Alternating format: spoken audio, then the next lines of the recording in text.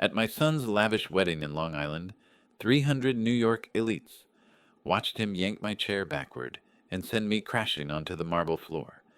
Blood ran down my temple as he leaned over me and said, "Get up, old man. You're lower than the mud on my Oxfords." I did not raise my hand.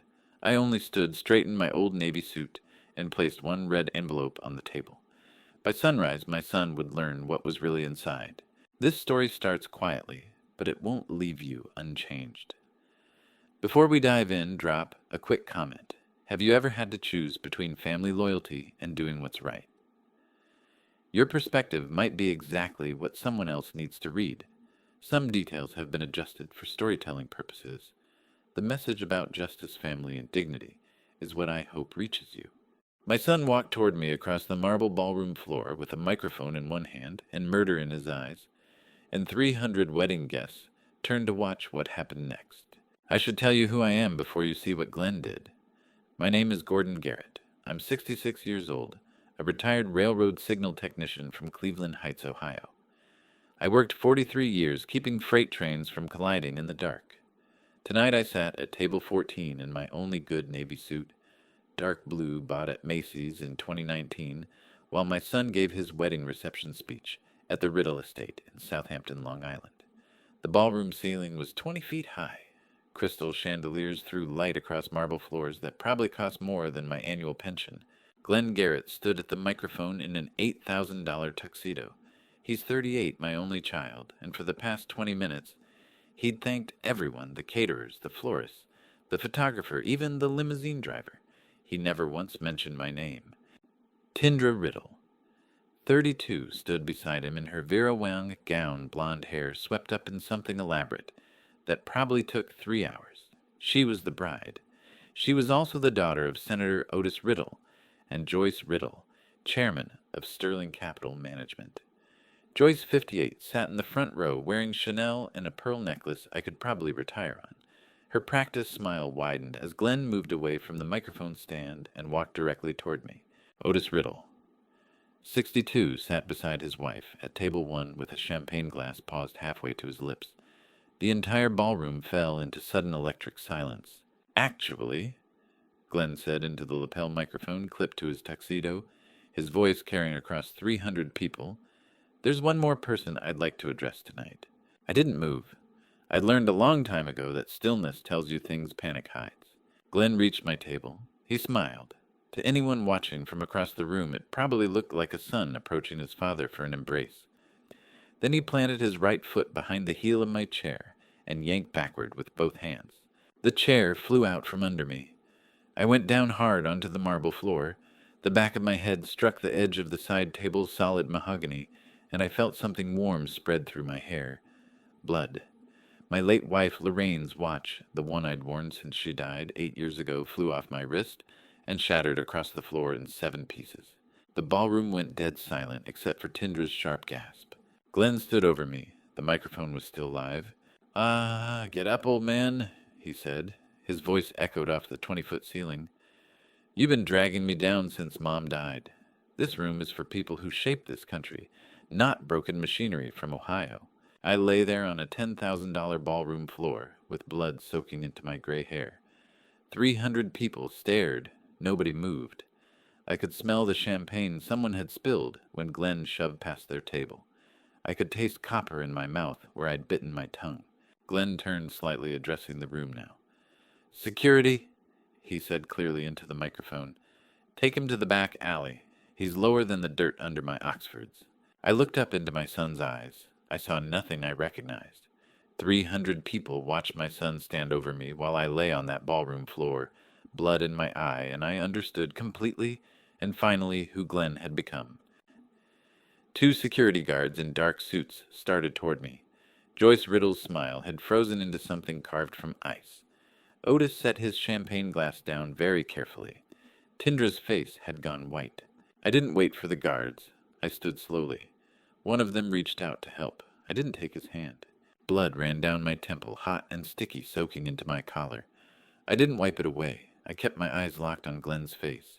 The ballroom held its breath. "Congratulations on your wedding, Glenn," I said. My voice came out steady. "Calm." the kind of calm that comes from 43 years of watching for collisions in the dark and knowing exactly when they're coming. You said I'm lower than the dirt on your shoes. I took one step closer. Glenn's smile flickered. Well, I said quietly, dynamics shift fast. I reached into the inside pocket of my Navy Macy's suit jacket. Glenn's eyes tracked the movement. 300 people leaned forward in their chairs.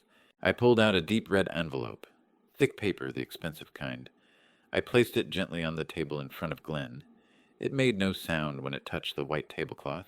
Enjoy your night, I said, because tomorrow you won't even afford a pair of slippers. I turned and walked toward the ballroom exit. My shoes' black rockports rizzled twice, made quiet sounds on the marble.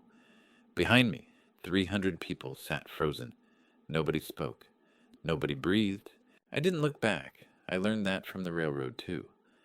Once you've set the signals, you don't look back to see if the train stops. You already know.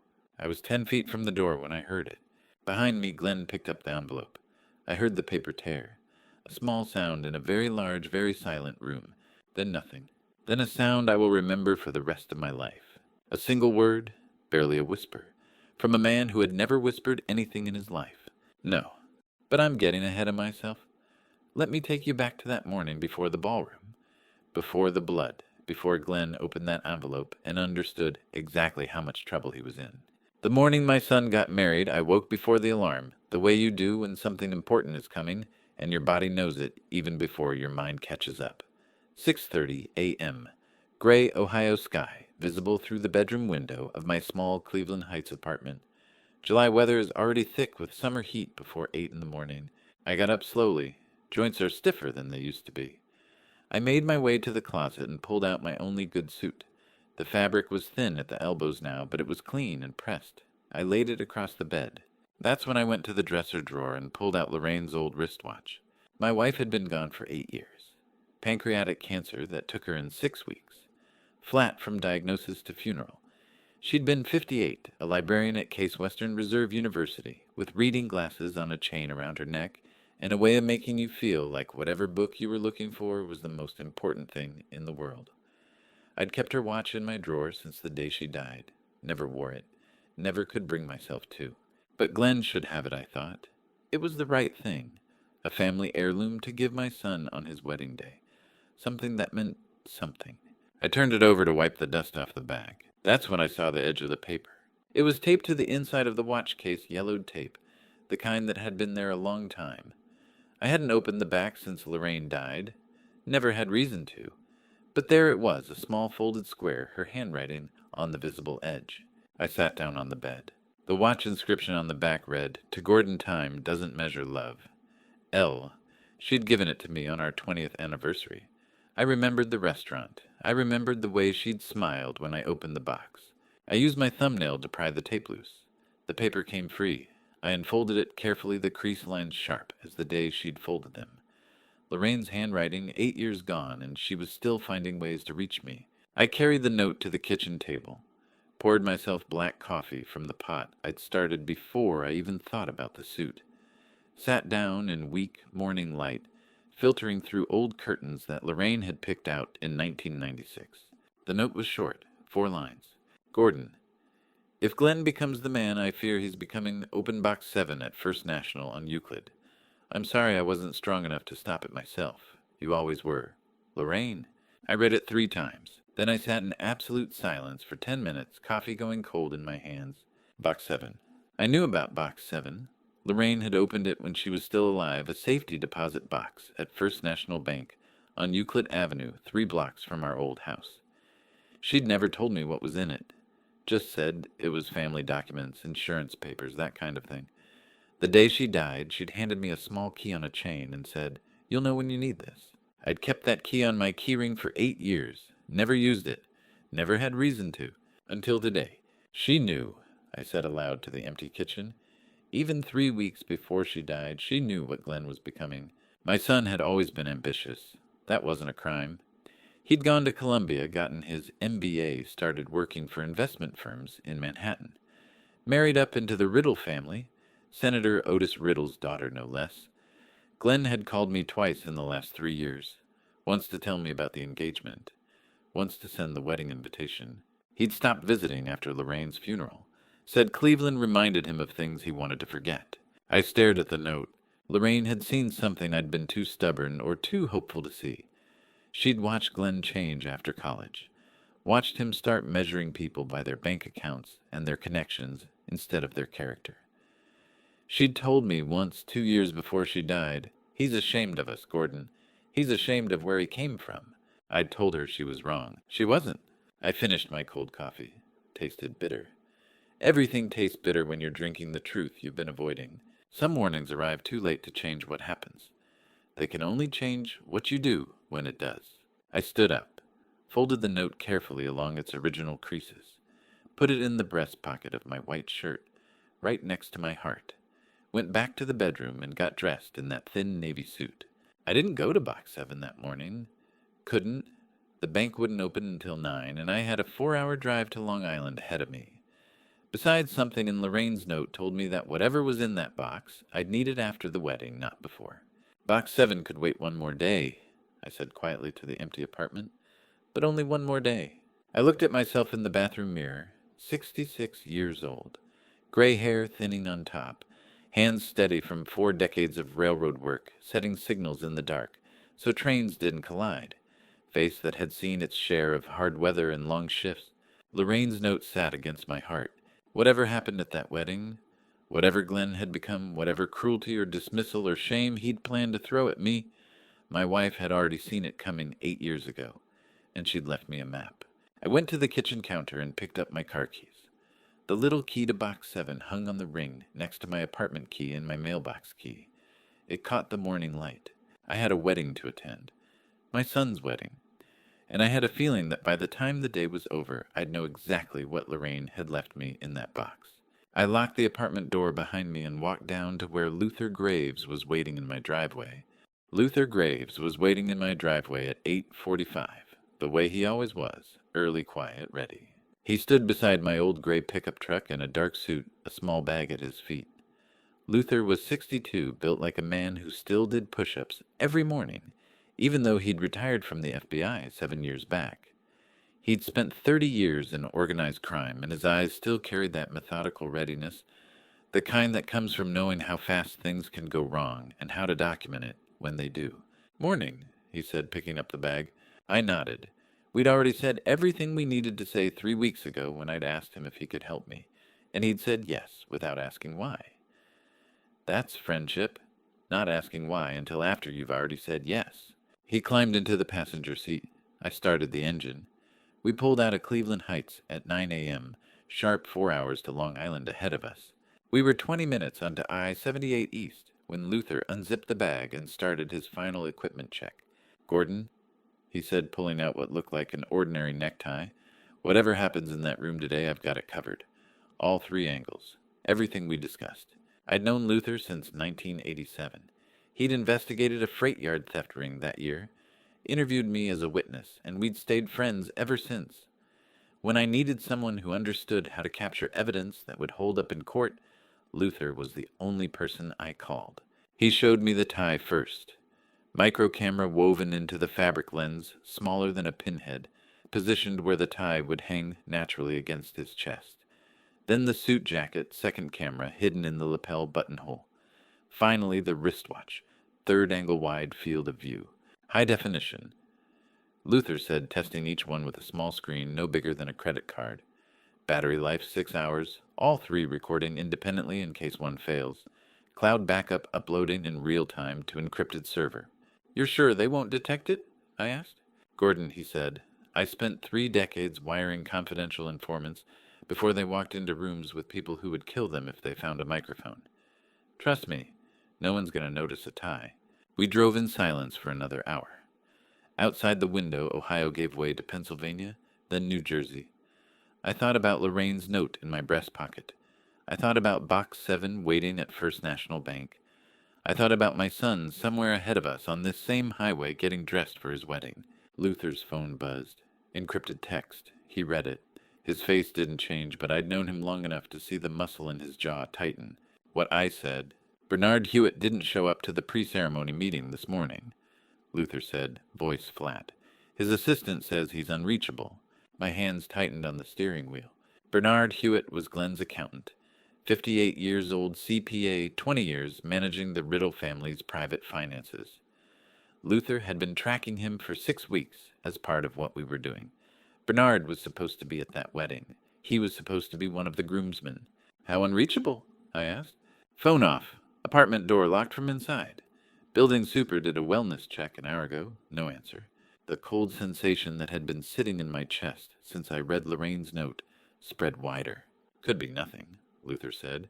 Could be he got cold feet, changed his mind, or someone changed it for him, I said quietly. Luther didn't answer. We both knew what unreachable could mean when you were dealing with people who had the kind of money and connections the Riddles had. We drove the rest of the way in silence outside the window. New Jersey gave way to Bridges and then Long Island, and somewhere ahead of us my son was getting dressed for his wedding, and a man who knew too much had gone silent. The Riddle estate appeared at 12:15 p.m., like something out of a magazine I'd never subscribed to. White stone, manicured lawns, an actual circular driveway with a fountain in the middle. White flowers everywhere in urns strung along pathways wrapped around columns. Uniformed staff directing parking. Guests arriving in cars that cost more than my house. Luther and I got out of my pickup truck. It looked exactly as out of place as I felt. We walked to the main entrance. A woman at the reception desk wore pearls and a smile that had been practiced in a mirror. Name, she asked. Gordon Garrett, I said. Father of the groom. She looked at her list, looked at me, looked at my suit worn at the elbows pressed that morning the best I had. She said after a brief pause. Yes, you're at table 14. She said 14 the way you'd say the back alley or the service entrance. Table 14 is just fine, I said. She handed me a small card with a number on it. An usher appeared, young man in a tuxedo, probably 19, probably making more for one day's work than I made in a week at the railroad. This way, sir, he said, and led me through doors into a reception hall that looked like it had been designed to make certain people feel welcome and certain people feel small. Table 14 was 40 meters from the stage, tucked behind a stone pillar, the kind of seat where you could watch if you craned your neck, but mostly you'd just sit in blind isolation while everyone who mattered sat up front. I touched the red envelope in my inside pocket. Still there, exactly where it belonged. Enjoy the ceremony, the usher said and disappeared. I sat down, folded my hands on the white tablecloth. Around me guests streamed in women in designer dresses, men in custom suits, jewelry that caught the chandelier light and threw it back in diamonds. Luther took a seat at table 16, 2 tables over, close enough to cover me, far enough not to be obvious. His tie hung perfectly straight, 3 cameras already recording. I sat at table 14 and waited. Behind me, the great doors of the estate kept swinging open to let in more guests. People who mattered, people who belonged. Somewhere in this building, my son was preparing to marry into a dynasty built on money and power I'd never understand. And somewhere in New York, or maybe nowhere at all anymore, Bernard Hewitt had gone silent on the one day he was supposed to speak. The thought of Bernard Hewitt disappeared into silence as the string quartet began at 1 o'clock, and 300 people rose to their feet. From the last row behind the stone pillar, I had a clear view of my son walking to the altar. The ceremony took place in the estate gardens. White chairs arranged in perfect rows, white flowers wrapped around an arbor that probably cost more than I made in a year. The July sun was warm, the sky cloudless, everything designed to look like a fairy tale. Glenn stood at the altar in his tuxedo. I'd already told you it cost $8,000. What I hadn't told you was that his eyes weren't on the aisle where Tindra would appear. They were fixed on the front 3 rows, the VIP tables, where political donors sat, where Joyce and Otis Riddle's connections gathered in designer suits and dresses that whispered money. The music shifted. Everyone turned. Tindra appeared at the far end of the aisle in her Vera Wang gown. White silk, probably custom, probably another 5 figures. She was beautiful the way magazine covers are beautiful, technically perfect, emotionally empty. Her father, Senator Otis Riddle, walked beside her with his practiced campaign smile. I watched her face as she walked toward Glenn. She wasn't smiling. Her hands holding a bouquet of white roses trembled slightly. Not the tremor of emotion, the tremor of someone who knows they're doing something they can never take back. The officiant, some Presbyterian minister, the Riddles, kept on retainer for occasions like this, began the ceremony. His voice carried across the garden, amplified by hidden speakers, every word rehearsed and polished. "Do you, Glenn Garrett, take Tindra Riddle to be your lawfully wedded wife?" Glenn's eyes were still on the VIP section when he answered. "I do. Not I do the way a man says it when he means it. I do the way a man closes a business deal. Firm, final, done." Tindra's turn. Her voice was quieter. "I do." I sat in the back row and thought, nobody at this wedding is sincere. Not the groom, not the bride, not me. "You may kiss the bride," the officiant said. Glenn kissed Tindra the way you'd seal an envelope. Brief, efficient. Tindra closed her eyes. I wondered what she was thinking in that moment, what she knew that I didn't, what bargain she'd made with herself to walk down that aisle. I never would have guessed the truth. 300 people applauded. The string quartet played something triumphant. Glenn and Tindra walked back down the aisle as husband and wife, and Glenn's eyes still hadn't found mine once. The reception moved indoors to the estate's main ballroom, crystal chandeliers throwing light across marble floors, champagne towers moe, flowing freely, waiters in white gloves, carrying trays of appetizers that probably had French names I couldn't pronounce. Elite laughter rising with the alcohol voices getting louder as connections got made and deals got whispered over shrimp cocktail. I sat completely alone at table 14 near the kitchen doors.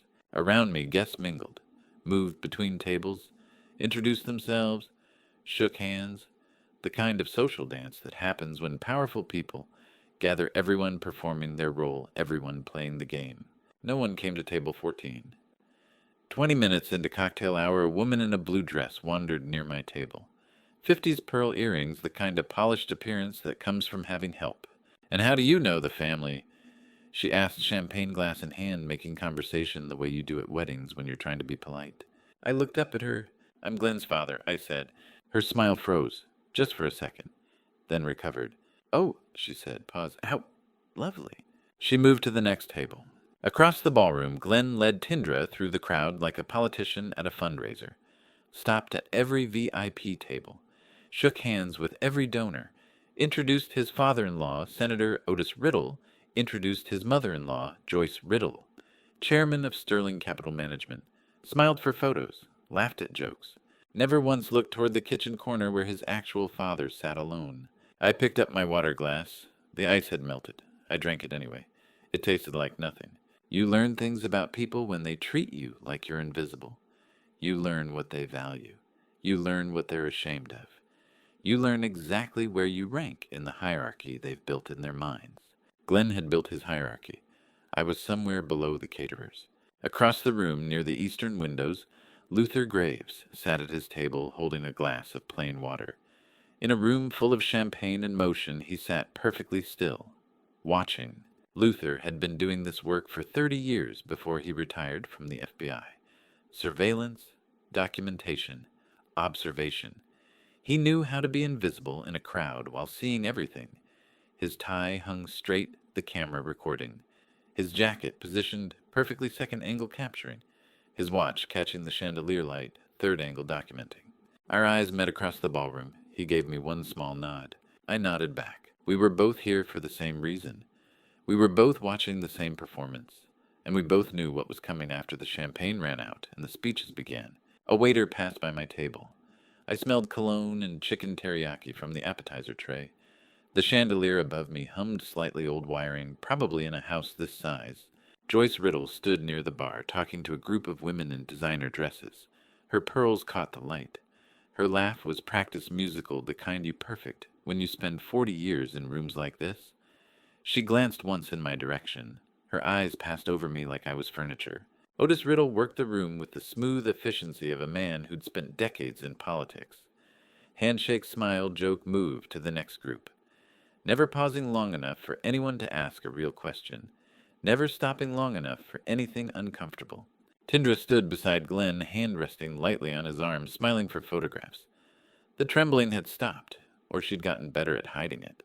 I sat at table 14 and watched my son's wedding reception unfold like a play where everyone knew their lines except me. Luther Graves sat perfectly still in the eastern corner, holding his water, watching with the trained eyes of someone who'd spent 25 years documenting organized crime. The cocktail hour continued. Glasses clinked. Laughter rose. Somewhere in the back of my mind, Bernard Hewitt's disappearance echoed like a warning. But the performance went on, the cameras recorded, and we waited for the speeches to begin. He came to me during the cocktail hour that surprised me until it didn't. Luther Graves stood from his table near the eastern windows and walked across the ballroom floor like a man who'd done this 1,000 times. Casual, unhurried. Nobody watching would think twice about an older gentleman moving between tables at a wedding reception. He sat down in the empty chair beside me at table 14. The ambient jazz music covered his voice. "Hewitt's dead?" Luther said quietly, eyes on the room, not on me. "Confirmed 20 minutes ago." I kept my face expressionless, picked up my water glass. The ice had melted completely now. "How?" I asked. "His office is calling it an accident," Luther said. "The kind that leaves no witnesses. 34th floor. 6:10 this morning."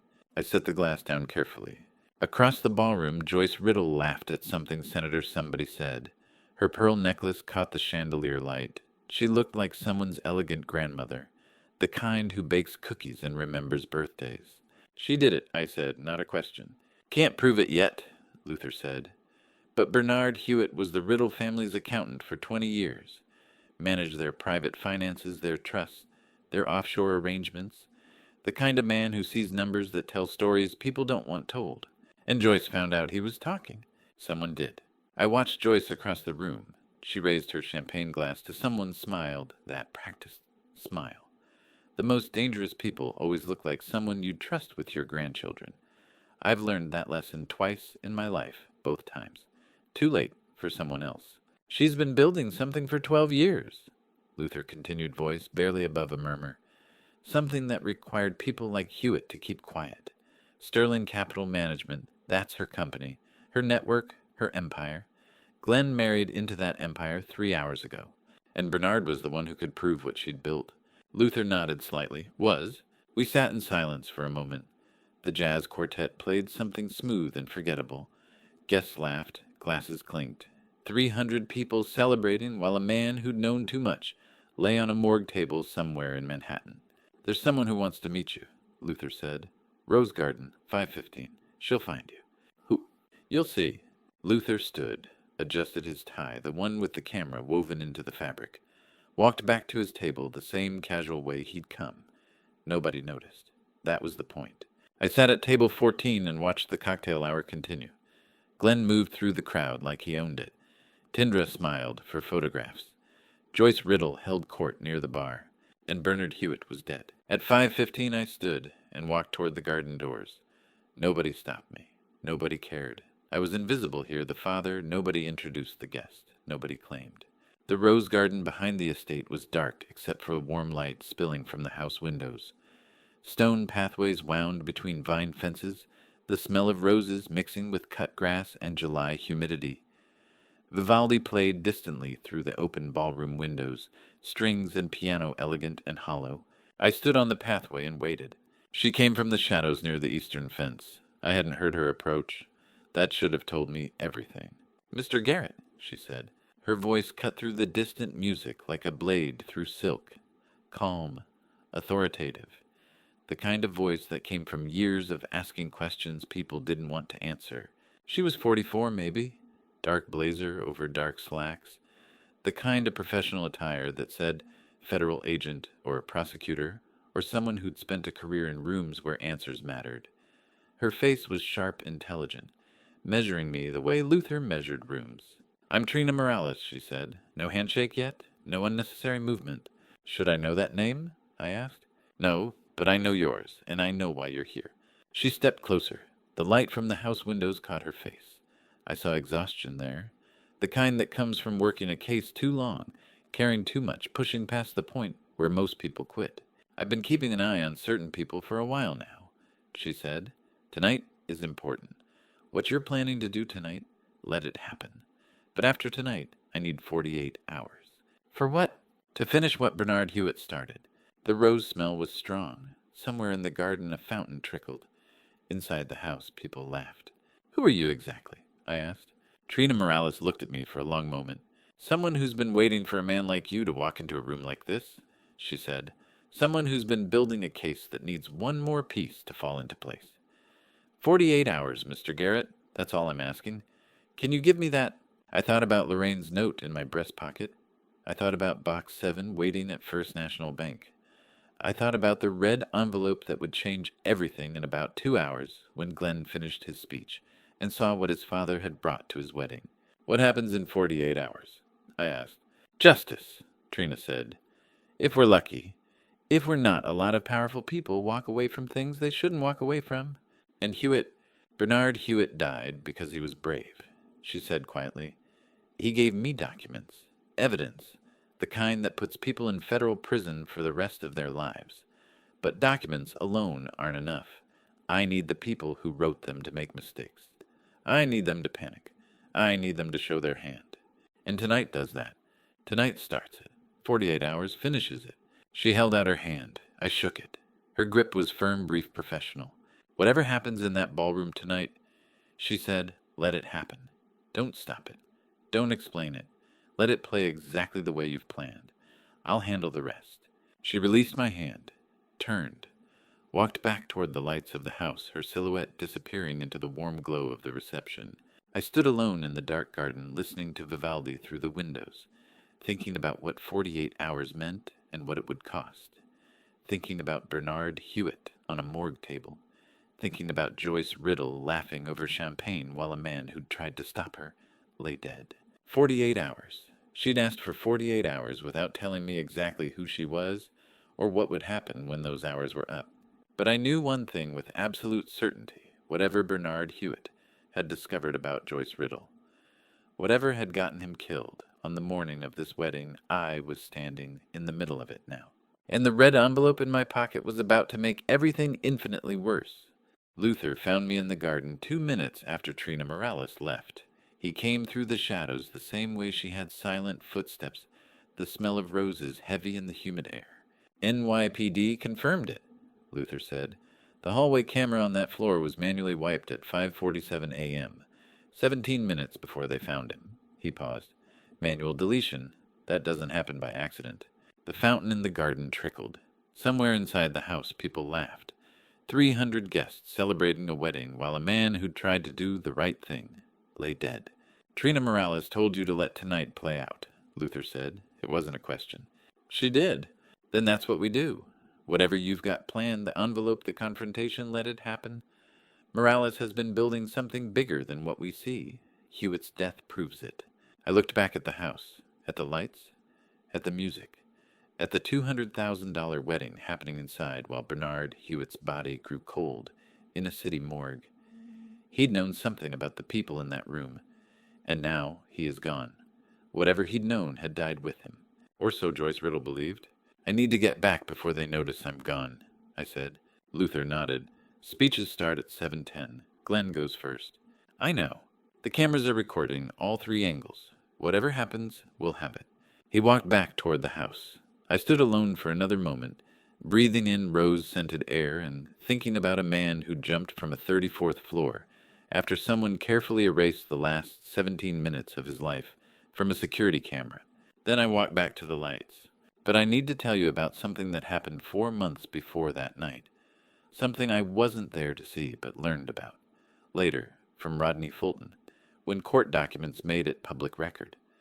Something that made everything about to happen in that ballroom inevitable. March 2024, a glass conference room on the 28th floor of a midtown Manhattan office building. The kind of room where deals get made and lives get changed. Glenn sat at a long table with 3 lawyers, Riddle family attorneys, the expensive kind who bill $600 an hour and smile like they're doing you a favor. A 47-page prenuptial agreement lay on the table in front of him. Mr. Garrett, the lead attorney, said a man named Harrison with gray hair and a Rolex that probably cost more than my truck. If you'll sign page, 43 initial pages, 17 and 32, we can finalize this today. Glenn picked up the pen. I wasn't there. I learned about this later. But I know what Glenn was thinking in that moment, because Fulton told me what the lawyers told him, what they'd observed, what they'd documented. Glenn was thinking $2.3 million in debt. Russian syndicate money that should have been an easy flip, but turned into a nightmare.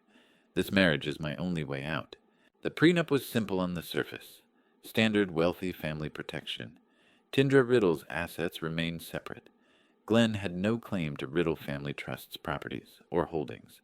In the event of divorce, he'd receive a modest settlement, $200,000 per year of marriage capped at $2 million. But there was one clause buried on page 37 that Glenn barely glanced at. Primary Offense Clause. In the event the groom commits any criminal offense, felony or misdemeanor that brings public disgrace or legal jeopardy to the Riddle family name or reputation, the groom immediately forfeits all marital rights, claims, and settlements, and shall owe the Riddle family liquidated damages in the amount of $5 million payable within 90 days of offense discovery. Glenn signed page 43, initialed page 17, initialed page 32. Never hesitated once. The attorney smiled, collected the documents, shook his hand. Through the glass door of the conference room, Joyce Riddle stood watching. She wore Chanel that day, too. Pearls. The smile on her face was the kind you see when someone knows exactly how a story ends before it begins. The best deals always look exactly like that, perfect, clean, simple right up until the moment they're not. Glenn walked out of that conference room on a Tuesday afternoon in March, thinking he'd made the best deal of his life. Marry into money, marry into power, marry into connections that would make his debt disappear and his future shine. He had no idea that 47-page prenuptial agreement had just become his financial execution warrant. He had no idea that 4 months later his father would walk into his wedding reception with a red envelope containing proof of crimes Glenn thought were hidden. He had no idea that the woman watching him through the glass door, his future mother-in-law, with her pearls and practiced smile, was the most dangerous person he'd ever met. And he had no idea that somewhere in Manhattan, a man named Bernard Hewitt was watching all of it happen, documenting all of it, preparing to do something brave and stupid that would get him killed. Glenn signed the prenup, shook hands, left the building, and the trap was set. That trap was set in March, but it wouldn't spring until tonight at 7 o'clock when the toast began. By 7, the ballroom had filled with the smell of beef tenderloin and expensive perfume. Dinner service was in full swing, white-gloved waiters moving between tables. Wine flowing freely, candlelight reflecting off crystal and silver. The room hummed with conversation and laughter, 300 guests settling into the comfortable rhythm of a very expensive celebration. I sat at table 14 eating my dinner completely alone. The beef was tender. The asparagus had been seasoned with something I couldn't identify. I barely tasted any of it. The best man, some friend of Glenn's from Columbia, I'd never met him, stood first and gave a toast. Talked about Glenn's ambition, his drive, how he'd always known Glenn would marry well. Everyone laughed at the appropriate moments, applauded when he finished, drank when he raised his glass. Then it was Glenn's turn. He stood at the microphone near the head table, champagne glass in one hand, the other resting casually on the podium. The room quieted. All eyes turned to the groom. "Thank you all for being here to celebrate this wonderful day," Glenn began. His voice carried across the ballroom with the confidence of a man who'd spent years in boardrooms, learning how to command attention. "Tindra and I are so grateful for your love and support." Applause. First round. I didn't clap. Nobody was watching me anyway. "And I'd like to thank my new in-laws, Joyce and Otis Riddle." Glenn continued gesturing toward table 1, where they sat beaming. "For this magnificent celebration, and for welcoming me into their family with such warmth and generosity." Applause. Second round. Louder this time. Joyce raised her champagne glass. Otis nodded graciously. "To our wedding planner, Victoria, who made today absolutely perfect in every detail." Third round of applause. "To the incredible staff at the Riddle Estate, who've been working since dawn to make this evening magical." Fourth round.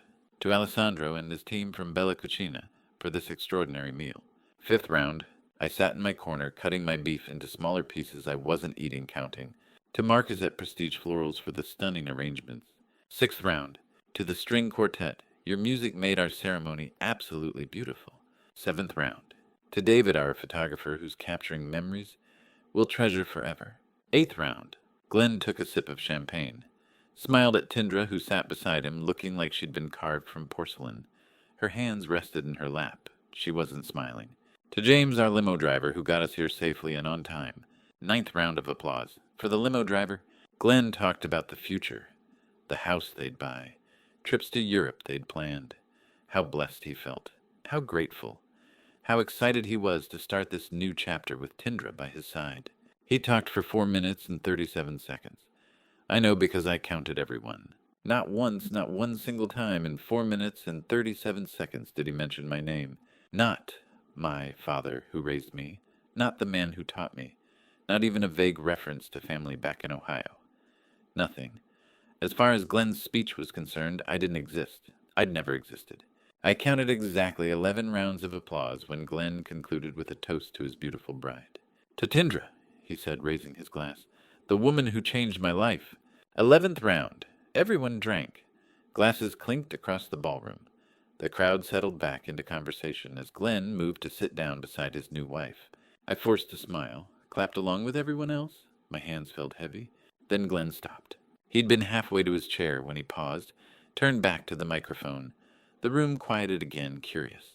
"Actually," Glenn said, something in his voice had shifted, changed, like a key turning in a lock, like a door opening to something that had been waiting behind it. "Actually," he said again, "there's one more person I'd like to address tonight." The ballroom went completely silent. Glenn looked directly at me. Across 40 meters of marble floor, past tables of guests in designer clothes, past ice sculptures and flower arrangements, and all the expensive trappings of a wedding designed to impress. He looked straight at table 14, where I sat alone in the corner near the kitchen doors. He left the podium, started walking. He'd traded his champagne for whiskey at some point, held the glass in his left hand. The microphone was still clipped to his lapel voice, carrying across the room. His shoes made sharp sounds on the marble floor. Click, click, click. 300 people turned in their seats to watch. Joyce Riddle's smile widened. Otis set down his champagne glass very carefully, something flickering across his face, curiosity maybe, or concern.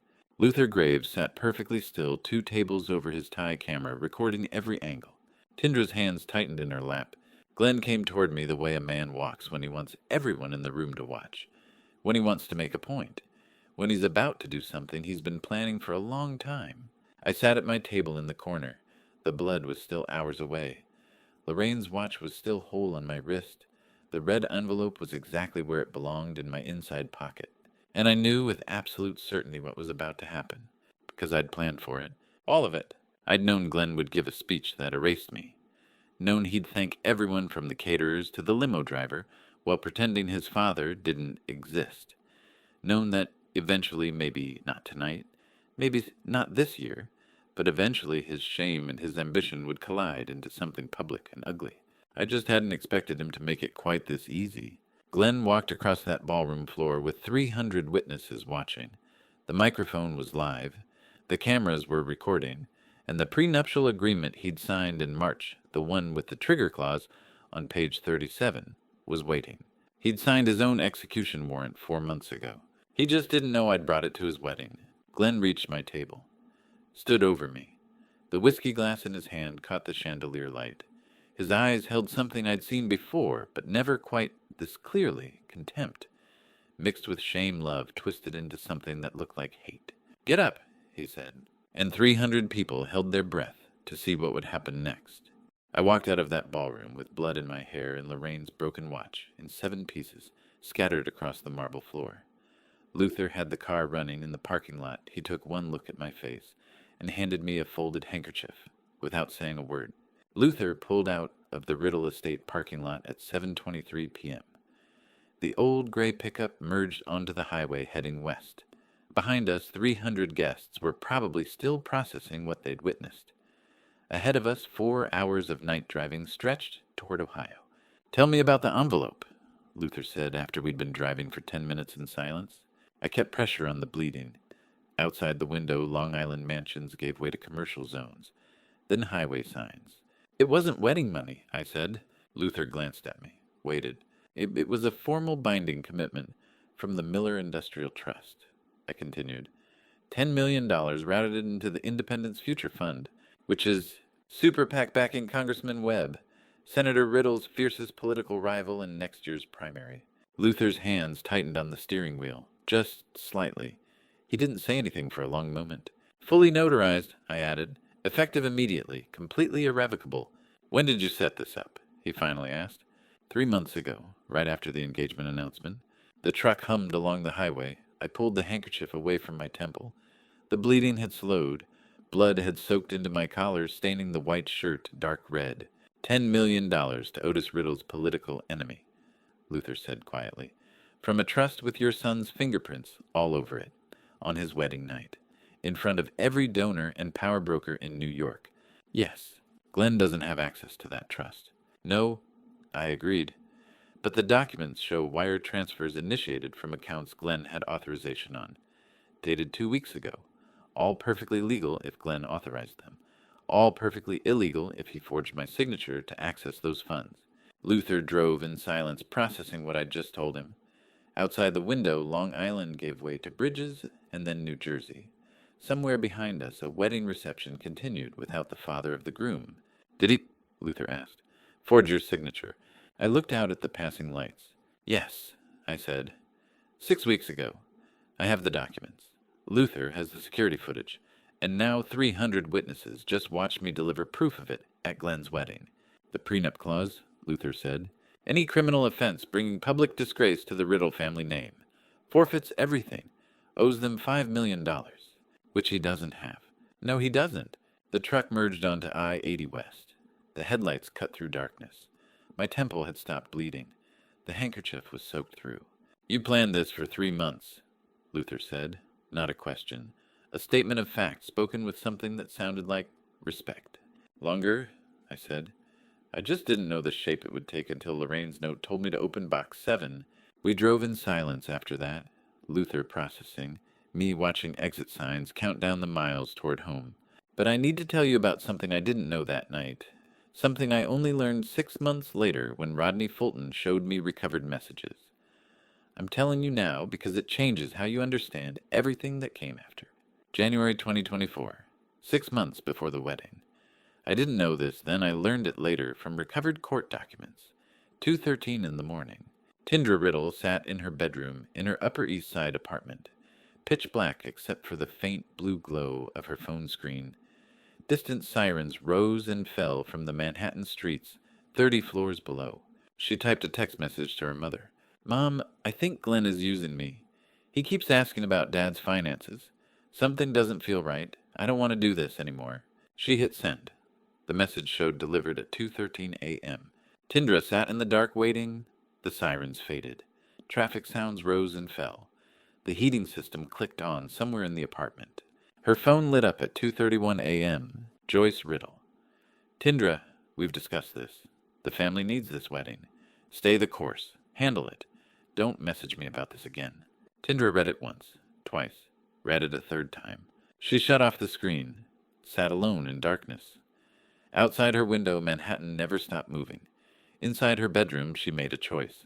She told herself it would be worth it, that her mother knew best, that the trembling in her hands when Glenn touched her was just nervousness, that the cold feeling in her stomach when he looked at her was just anxiety about the future. She was wrong about most of those things, but she was right about one something didn't feel right, and somewhere deep down below the rationalizations and the justifications and the family loyalty, she never stopped knowing it. In that dark bedroom 6 months before the wedding, Tindra Riddle chose to ignore what she knew, chose to believe her mother, chose to walk down an aisle toward a man she suspected was using her, because Joyce Riddle had told her the family needed it. I didn't know any of this when I walked out of that ballroom. I didn't know Tindra had tried to escape. I didn't know Joyce had forced her to stay. I didn't know that the trembling bride I'd watched from table 14 had been trapped 6 months before I ever brought that envelope to the wedding. I learned it later, and it changed how I understood what I'd done. Luther's truck crossed into Pennsylvania at 9:47 p.m. The highway stretched dark ahead of us. My temple had stopped bleeding. The handkerchief sat folded on my lap, stiff with dried blood. Luther's phone buzzed on the center console. He glanced at it, read the message. His face didn't change. He set the phone down without a word. I didn't ask. Some things you learn to wait for. Whatever that message said, Luther would tell me when he was ready, or he wouldn't. We drove west through the darkness toward Ohio, toward Box 7, toward whatever Lorraine had left waiting for me 8 years ago. Behind us in a ballroom in Southampton, my son was learning what happens when you marry into a family that writes prenuptial agreements like battle plans. Luther never told me what that message said. By sunrise Sunday morning, we were back in Ohio, and by 9 o'clock, I was standing in front of a vault I hadn't opened in 8 years. First National Bank on Euclid Avenue. The building had been there since 1947, brick and limestone, the kind of solid presence that doesn't change much over decades. I'd passed it 1,000 times in my life. Never thought I'd be here on a Sunday morning with dried blood still in my hair from my son's wedding. The vault attendant, a woman in her 40s named Patricia, who'd worked there 20 years, led me down concrete stairs into the underground safe deposit room. Cold, white lights, absolute quiet, the smell of heavy metal and old paper. "Box 7, Mr. Garrett," she said, unlocking the access gate. "Take your time." The key Lorraine had given me 8 years ago fit perfectly. The lock turned smooth. I pulled the long metal box from its slot and carried it to the private viewing room, a small windowless space with a table and chair, nothing else. I opened it. Inside, a brown leather journal and a sealed legal envelope. I picked up the journal first, Lorraine's handwriting on the cover. My hands shook slightly as I opened it, flipped through pages. Most of it was entries about our life together, memories, thoughts, small observations. Then I found the final entry dated 3 weeks before she died. "Glenn stopped calling last month. I know why. He's ashamed of where he came from. Of us. I've watched it happen slowly for 3 years, the way he avoids mentioning his childhood, the way he changes the subject when colleagues ask about his family, the way his voice goes flat when he says Ohio. I sat in that vault room reading her words. 8 years gone, and she was still teaching me, still seeing what I'd refused to see. You always were stronger than me," she continued. I kept hoping he'd change, kept making excuses, kept telling myself it was just ambition, just youth, just the pressure of his career. But I know better now. Glenn doesn't need more love. He needs consequences. I'm sorry I couldn't give them to him myself. The next line was underlined twice. "Trust yourself, Gordon. You always knew exactly what to do. You just needed permission to do it." It was signed simply, Lorraine. I sat in that vault for a long time, holding her words 8 years gone, and she was still believing in me when no one else did, still showing me the way forward. Then I opened the legal envelope. "Durable power of attorney. Signed 7 years ago, 6 months before she died. Fully notarized. Witnessed. Granting me absolute control over all marital assets in the event of," I read the exact wording, "circumstances requiring decisive action to protect family integrity." Lorraine had given me the legal authority to do what needed to be done. She'd seen it coming years before I had, and she'd left me the tools. I drove to Columbus that afternoon to meet Rodney Fulton. He'd taken the train from Manhattan overnight after I called him from the bank. We met at a law office on the 31st floor of a downtown building, Fulton's associate's office borrowed for the day. Rodney Fulton was 55, built thin like a distance runner with gray hair and the kind of sharp focus that came from 30 years practicing law at the highest levels. He sat across from me in a minimalist conference room and read Lorraine's power of attorney, twice without speaking. "She knew," he finally said. 7 years ago, she knew." "Yes." "The Miller Industrial Trust you mentioned last night?" Fulton said, setting down the document. "Tell me about it." I'd called him at midnight from the road, told him the basics. Now I filled in the details. 20 years of investing," I said. "My father left me 40 acres of industrial land in Lorain County when he died in 2001. I didn't sell it. I used it as collateral to buy warehouse properties, one-by-one areas I thought would appreciate. Delaware LLC's a nominee director, nothing fancy. 8 properties total, worth $8.3 million now." Fulton's eyebrows raised slightly. "And Glenn never found it in 12 years of working in finance?" "He never looked," I said. "Glenn decided who I was the day he walked into my Cleveland apartment and saw the furniture from Goodwill and the carpet from 1987. After that, he stopped paying attention. I was just his embarrassing father from Ohio who worked on railroad signals. Why would I have $8 million? Fulton nodded slowly, understanding. "People see what they expect to see," he said. "Glenn expected poverty. So that's what he saw." "Yes." Fulton was quiet for a moment. Then he reached into his briefcase and pulled out a small object, slid it across the desk. A USB drive, black plastic, smaller than my thumb. Bernard Hewitt delivered this 3 weeks ago, Fulton said quietly. He came to my office, told me he had evidence of financial crimes at Sterling Capital Management. 12 years of documentation. He said he was scared. Said if anything happened to him before the wedding, I should activate this drive at 8 a.m. the morning after. I looked at the drive, this small piece of plastic and silicon that Bernard Hewitt had died protecting. That held 12 years of secrets Joyce Riddle would kill to keep buried. Something happened to him, I said. Fulton nodded. Yes. What's on it? I don't know. He encrypted it. Said the activation code would only work after 8 a.m. Sunday, July 13th, which is now. Yes. We sat in silence. Outside the window, Columbus went about its Sunday afternoon. Church bells rang somewhere in the distance. Traffic hummed. Bernard Hewitt died trying to expose what Joyce Riddle built, I said. He gave you this knowing it might get him killed. The hallway camera was wiped 17 minutes before they found his body, Fulton said. Luther confirmed it. Manual deletion. That doesn't happen by accident. I reached across the desk, picked up the drive. It felt impossibly light for something a man had died to deliver. Activate it, I said. Fulton looked at me for a long moment. Then he opened his laptop and held out his hand. I gave him the drive. He plugged it in, and we both waited to see what Bernard Hewitt had left behind. The drive activated. Files appeared on Fulton's screen. Spreadsheets, bank records, photographs, audio files. 12 years of evidence. But before I tell you what Bernard Hewitt documented, you need to understand why Glenn was in that ballroom in the first place.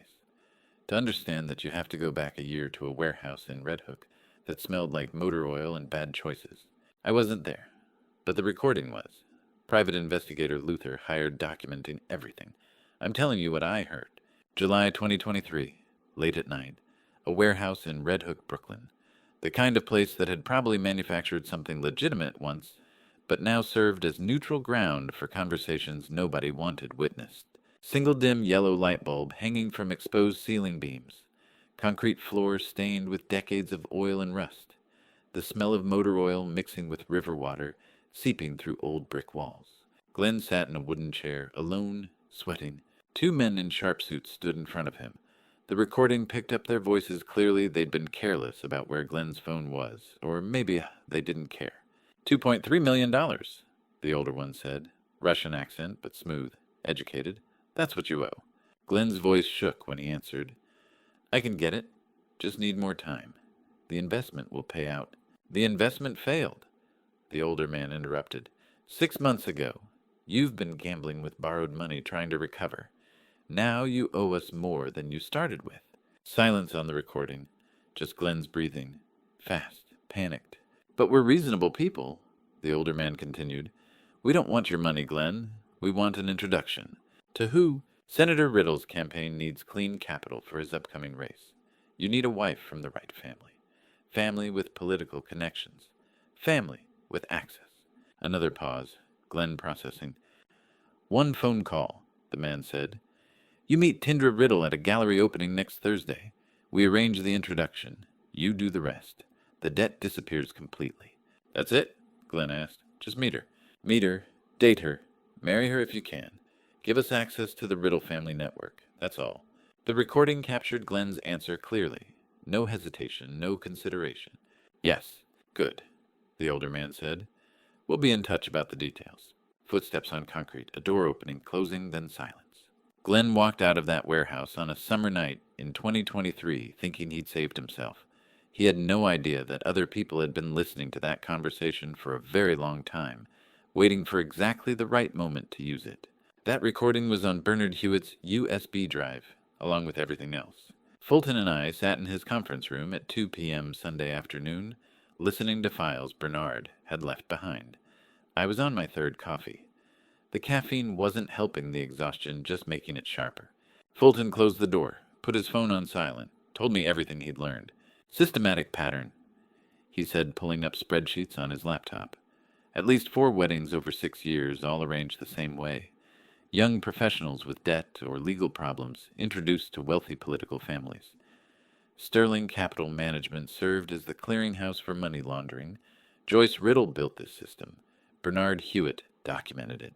I stared at the spreadsheets, numbers that represented lives, marriages that were transactions, families destroyed for the sake of campaign finance. How many people did she hurt Rodney? I asked quietly. Fulton looked at me for a long moment. Enough, he said. We went through more files. Bank records showing money flowing from offshore accounts through Sterling Capital into super PACs and campaign funds. Photographs of meetings. Emails between Joyce and her network of arranged marriages, all carefully worded, nothing explicit, but the pattern unmistakable once you knew what you were looking at. Bernard Hewitt had spent 12 years as general counsel watching Joyce Riddle build this empire, and somewhere along the way he'd decided to document it. Every transaction, every arranged meeting, every marriage was really a money laundering operation. Then Fulton's phone rang. He glanced at the screen, answered. Fulton, he said. He listened for maybe 10 seconds. His expression didn't change, but something shifted in the way he held himself. Be more careful, more measured. Understood, he said. We'll be there. He ended the call, set the phone down slowly on the conference table. Gordon, he said, Trina Morales wants to meet. Tonight, 8 p.m. Where? Fulton looked at me steadily. 26 Federal Plaza. I still win. 26 Federal Plaza. That address means something specific in New York. Something you can't mistake for anything else. FBI headquarters, Manhattan field office. She's FBI, I said, not a question. Special Agent, Fulton confirmed. Public Corruption Unit. She's been investigating Sterling Capital Management for 2 years. Bernard Hewitt was her confidential informant. The pieces clicked into place. Trina in the garden asking for 48 hours. Bernard's USB drive with the dead man's switch. The systematic documentation of everything Joyce had built. The wedding wasn't just your plan, Fulton continued. It was hers too. She needed you to trigger something public, something that would make Joyce panic, make her move carelessly, make mistakes the FBI could use. And Glenn was always going to be arrested eventually, Fulton said. Your red envelope just accelerated the timeline, made it happen in front of 300 witnesses with perfect documentation. I thought about Luther's cameras, about the prenup clause, about the super PAC donation that would destroy Otis Riddle's political career, about Bernard Hewitt dying to deliver this evidence. How long has the FBI been watching? I asked. 2 years, Fulton said. Since Bernard first approached them, they've been building the case carefully, waiting for the right moment. Then you showed up at Glenn's wedding with an envelope that made everything happen faster than anyone planned. He looked at me with something between respect and concern. Trina Morales wants to meet tonight because you just became the centerpiece of a federal investigation into organized crime and political corruption, whether you meant to or not. 26 Federal Plaza, 8 p.m. tonight. I'd walked into that ballroom Saturday night thinking I was confronting my son, exposing his theft, triggering a prenup clause. I had no idea I was walking into the middle of a 2-year FBI investigation. No idea Bernard Hewitt had died trying to expose what I'd accidentally helped reveal. No idea that the woman in the garden worked for the federal government. For the first time since I'd left that ballroom with blood in my hair, I understood the full scale of what I'd walked into. And there was no walking back out. There was no turning back. That evening at 8 p.m., I walked through the doors of 26 Federal Plaza and learned exactly who Trina Morales was and exactly how long she had been building toward this moment. Security checkpoint, ID checks, metal detectors, Fulton and Luther beside me, 23 floors up in an elevator that smelled like cleaning solution and nervous sweat. The corridor had no windows, harsh fluorescent lights, gray carpet that looked like every government building I'd ever been in. An agent led us to a secure briefing room, long table, no windows, 4 walls, and a door that locked from outside. The kind of room where confessions happen. Trina Morales stood waiting with 3 FBI agents, dark blazer, white shirt badge on her belt. No jewelry except a watch. Under these lights, the exhaustion on her face looked official, authorized. Mr. Garrett, she said, thank you for coming. Please sit. We sat. The 3 agents remained standing against the back wall. Trina stayed at the head of the table. FBI Supervisory Special Agent Trina Morales, she said. I've been leading the Sterling Capital RICO investigation for 14 months. 47 million in illicit funds, campaign finance fraud, systematic money laundering spanning 6 years. She opened a folder, slid 3 items toward me. I need 3 things, she continued. Bernard Hewitt's USB drive, Mr. Graves's wedding footage all 3 angles, and your voluntary cooperation agreement as a civilian witness. She pushed a document across the table. 4 pages. I read every word. Civilian witness. Not informant, not defendant. Just someone who witnessed events and agreed to testify. Fulton read over my shoulder, nodded. I signed, dated it, slid it back. What happens to my son? I asked. Trina's expression didn't change. That depends entirely on what he chooses to do next. An agent collected the agreement. Fulton handed over the USB drive in an evidence bag. Luther produced 3 micro SD cards, 1 from each camera. Trina set them on the table carefully. Mr. Garrett, she said, your son made our case considerably easier Saturday night. 300 witnesses, multiple camera angles, public assault on an elderly parent at a wedding attended by half of New York's political establishment. He committed elder abuse in front of people who could destroy his life because he didn't think anyone would care about a man from Ohio. She sat down across from me. He underestimated what people were paying attention to. I said, yes, he did. She glanced at the agents. One nodded. There's something you need to hear, Trina said, in person. She pulled a small audio player from her briefcase, set it on the table, pressed play. Static. Then voices. Glenn's voice. It's done, he said. Hotel sounds in the background. Expensive quiet. The wedding went exactly as planned. Another voice, male, accented.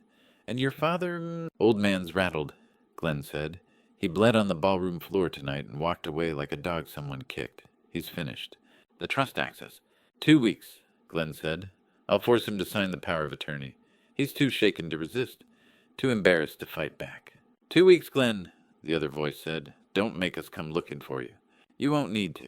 The recording continued. 4 minutes, 12 seconds total. Glenn discussing the wedding, the assault, his plan to exploit my humiliation to force documents, giving him access to everything I owned, talking about me like I was a problem to manage, a resource to extract, not a father who'd raised him, not the man who'd sat up with him at 3 a.m. when his mother died, just an obstacle, something to be removed. I sat listening to my son's voice echo off government walls. Didn't move, didn't look away from the gray wall, didn't let my hands shake where anyone could see. 4 minutes, 12 seconds. That's how long it took to hear my son discuss my exploitation like a business transaction, like I was something to be managed rather than the father who'd raised him. When it ended, Trina turned off the player. The silence felt louder than the recording. Title 3, wiretap, she said quietly. Authorized 6 months ago. That call was made from the Pierre Hotel at 11:30 p.m. Saturday, 3 hours after he assaulted you. I nodded, didn't trust my voice. The voice belongs to Dmitry Volkov, Trina continued. Russian national, money laundering, Reiko target. He arranged Glenn's introduction to Tindra Riddle last year. Luther shifted beside me. Fulton's face was stone. Mr. Garrett, Trina said, voice softer now, I know this is difficult. You came here thinking you were exposing your son's theft. But what you walked into Saturday night is bigger than Glenn forging signatures, bigger than a prenuptial agreement. You became the centerpiece of a federal organized crime investigation the moment you handed him that envelope. I looked at her. How long have you been listening? 6 months. And you knew what he was planning? We knew enough, she said. We didn't know you'd walk in with an envelope that would trigger everything faster than we planned. But we're adaptable. I thought about a boy of 7 falling asleep in my arms after Little League, about teaching him to say please and thank you, about Lorraine dying and Glenn calling once for the funeral, then disappearing into his New York life, about the moment somewhere along the way when my son stopped being my son and became this. What happens now? I asked. Trina Morales looked at me with eyes that had been building this case for 14 months and just got handed everything she needed. Now we move, she said. The arrest warrant cleared at 9:47. Tuesday morning, 3 words from Fulton that turned 8 months of work into handcuffs. I was sitting in my truck outside First National Bank when my phone rang. I'd been holding Lorraine's diary, reading the last entry again, her handwriting, her voice reaching across 8 years. Gordon Fulton said, no greeting. We have approval. I set the diary down carefully. The magistrate, I asked. Signed 10 minutes ago. Wire fraud, money laundering, RICO. Combined indictment.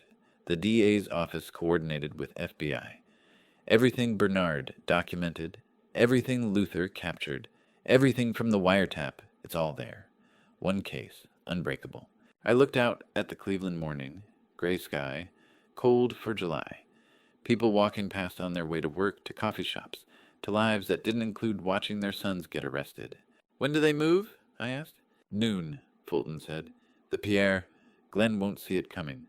The Pierre Hotel, where Glenn and Tindra were spending their honeymoon. Where Glenn had made that phone call to Dmitry Volkov 3 nights ago, calling me, finished planning to force me to sign documents, treating my humiliation like a business opportunity.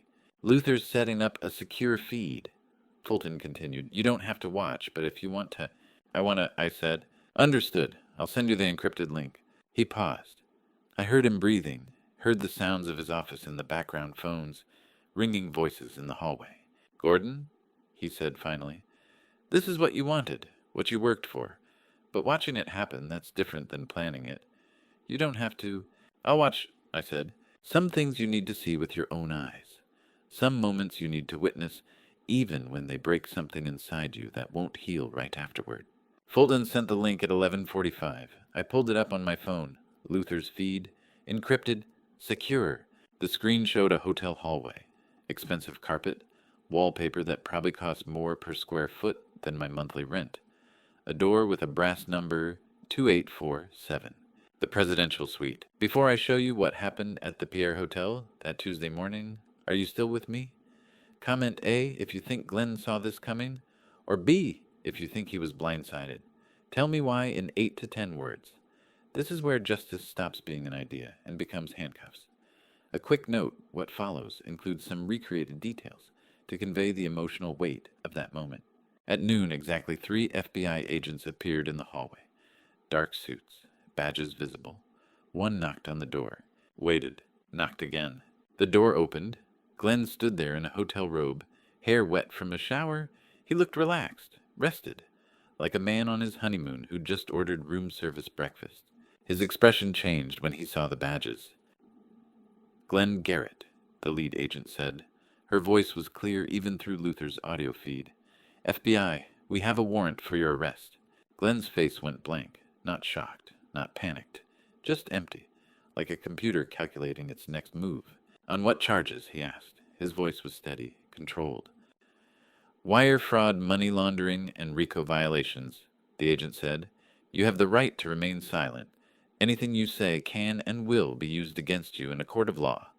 You have the right to an attorney. If you cannot afford an attorney, one will be provided for you. Behind Glenn, Tindra appeared, still in her nightgown, hair loose around her shoulders. She looked young suddenly, younger than 32, like a girl who'd just realized the man she'd married wasn't who she thought he was. Glenn, she said. Her voice broke on his name. What is this? Glenn turned to her. His expression didn't change. Don't say anything, he said calmly. Not a word. Do you understand? Tindra stared at him, at the FBI agents, at the handcuffs one of them was pulling from their belt. Glenn, what did you do? She whispered. He didn't answer. Just turned back to the agents, held out his wrists. The handcuffs clicked. That sound metal on metal final and absolute carried through Luther's feed, through my phone speaker, into my truck, where I sat watching my son's honeymoon end in federal custody. Justice looks different than you imagine it will, feels different. You spend months planning it, building toward it, knowing exactly what you want to happen. Then it happens, and all you feel is hollow. The agents led Glenn into the hallway.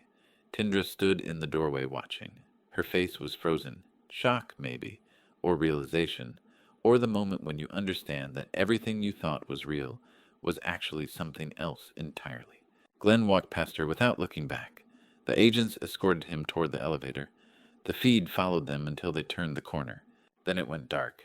I sat in my truck in the bank parking lot holding my phone. The screen was black.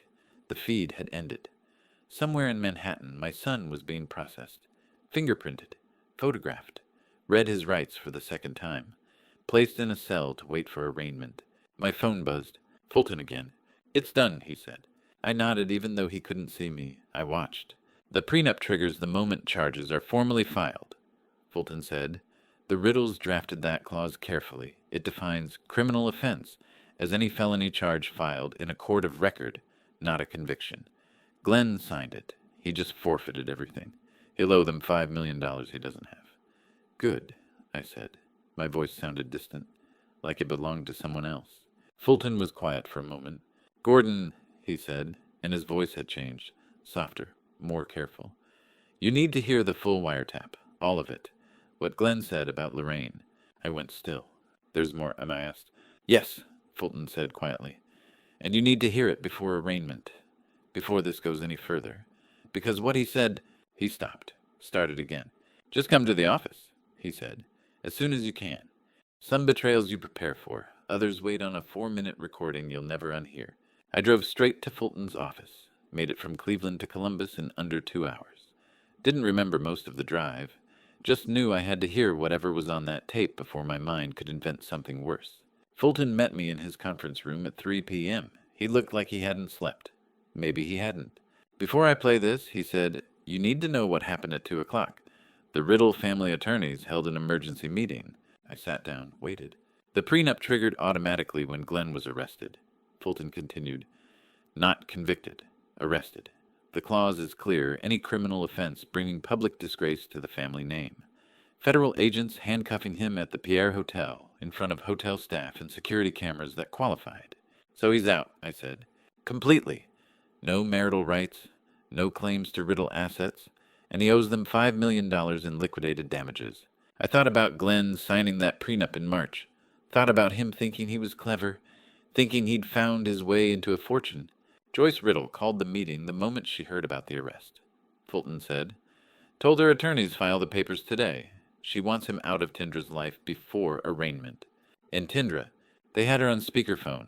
The lead attorney corporate counsel for the family office handles all their high-stakes enforcement, asked if she wanted to authorize the filing. Fulton paused. There was a long silence, he said. Then Tindra said, yes, file everything. I sat with that. Tindra had been married 4 days. 4 days of knowing Glenn was using her, knowing her family had forced her into this, knowing everything was false. And now she was authorizing the legal destruction of that marriage before it even got started. Marriage certificates are paper, I said quietly. Prenups are equations, both burn at different temperatures. Fulton nodded. He understood. Then he picked up the audio player on the table, the same one Trina had used at FBI headquarters, the same one that held Glenn's voice from Saturday night. There's more on this recording than what you heard Monday, Fulton said. The FBI played you an excerpt, 4 minutes, 12 seconds. But the full conversation was longer. And there's a part... He stopped, started again. There's a part where Glenn talks about Lorraine, he said. About you, about the trust. I need you to hear it. But Gordon, it's going to hurt. Play it, I said. He pressed play. Static. Then Glenn's voice. The part I'd already heard. Him telling Dmitry Volkov about the wedding, about me bleeding on the floor, about forcing me to sign documents. Then it continued. The old man's got money, Glenn said. More than anyone knows. I found the Delaware LLC registrations last year. Miller Industrial Trust. 8 properties. Worth at least $8 million. Volkov's voice. And he never told you. Never, Glenn said. He laughed. Actually laughed. Guy worked on railroad signals his whole life, lives in a shithole apartment in Cleveland, and he's sitting on $8 million. Mom died 3 years ago. He still keeps her perfume on the dresser like some kind of shrine. Pathetic. I sat very still. The trust bypasses me if he dies, Glenn continued. Goes to some scholarship fund she set up. But if I can get power of attorney while he's alive, if I can make him sign it, then I control everything. 2 weeks. That's all I need. He's too broken right now to fight back. Volkov, what about sentiment he's your father? Glenn's voice went flat, cold. He stopped being my father the day he embarrassed me in front of my colleagues, Glenn said. Showed up at my firm Christmas party in a Goodwill suit, talking about railroad signals. I'm not sentimental about it, people who hold me back. The recording continued for another minute. Details about the trust, plans for accessing it. Glenn's voice discussing my assets like I was already dead. Then it ended. Fulton turned off the player. The silence in that conference room felt absolute, like the air itself had stopped moving. Gordon, Fulton said quietly, Are you all right? I looked at the audio player, this small device that held my son's voice. My son who I'd taught to say please and thank you, who I'd sat up with at 3 a.m. when he had nightmares, who I'd held when his mother died and told him we'd be okay, we'd get through it together. That boy was gone. Had been gone for years, probably, and I'd been too stubborn or too hopeful to see it. No, Rodney, I said. My voice came out flat, steady. I'm not all right, but I will be. Fulton nodded. He didn't try to comfort me, didn't offer platitudes, just sat across from me in that conference room and let me sit with what I'd heard. You think you know your child's voice. You think you know every tone, every inflection, every way they can say your name. Then you hear them say things that erase 38 years, that reduce everything you built together into something worth $8 million, minus the effort it takes to fake concern. I stood up. I need to go, I said. Fulton walked me to the elevator, shook my hand. Didn't say anything because there was nothing to say. I left his building at 8:47 p.m., got in my truck, started driving toward Ohio. No radio, no podcasts, no audiobooks to distract me. Just highway lines and headlights and Glenn's voice looping in my skull. Mom's been dead 3 years. Pathetic. The old man. I'm not sentimental about people who hold me back. Every mile marker was another word I couldn't unhear. Every exit sign, another sentence burned into memory. The highway stretched long between Columbus and Cleveland. The night was dark, the road was empty, and somewhere ahead of me in a jail cell in Manhattan, my son was waiting for arraignment, waiting to face charges, waiting to discover that the father he'd called pathetic had enough evidence to destroy him. I drove through the darkness thinking about Lorraine's perfume bottle, still on my dresser after 8 years, still half full of Chanel No. 5 that smelled like her. Glenn had called that pathetic. Maybe it was, but at least I remembered her. At least I honored what we'd had. At least I didn't reduce her to an obstacle between me and money I hadn't earned. The highway stretched ahead. The night got darker. Glenn's voice kept playing. The Goodwill suit he'd mentioned, that was the Whitmore Capitol Christmas party in 2018. I'd driven 4 hours from Cleveland because he'd invited me. I stood in a room full of people in custom suits and shook every hand he introduced me to. He'd looked embarrassed the entire night, never said so. Just got quieter and quieter until he walked me to the door at 9 p.m. and said he had early meetings. The suit I wore to his wedding I bought at Macy's the following year. He never noticed the difference. To Glenn, I was always going to be the man in the wrong suit regardless of where it came from. And I kept driving.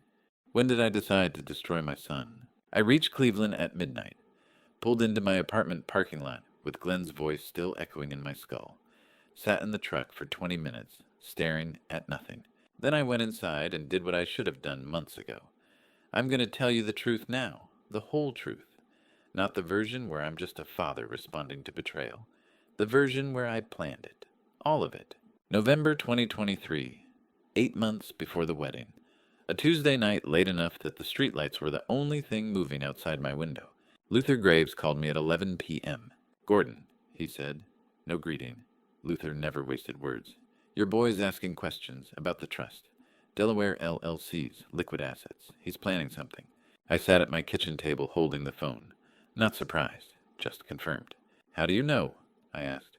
Private investigator I know. Does work for financial firms. Glenn hired him to background check his own father. Asked specifically about hidden assets. I was quiet for a long time. Luther waited. What do you want to do? He finally asked. That's when I decided. Not to destroy Glenn, to let him destroy himself. Luther called it a trap. I called it something else. I called it letting the thief find an unlocked door, then documenting every fingerprint he left behind. I didn't create Glenn's greed. Didn't manufacture his willingness to forge signatures. Didn't invent his shame about where he came from or his desperate need to appear successful. I just stopped hiding. For 20 years, I'd kept the Miller Industrial Trust quiet, kept the Delaware registrations private, kept the $8 million invisible because I didn't need Glenn to know. Didn't need anyone to know. But in November 2023, I changed that.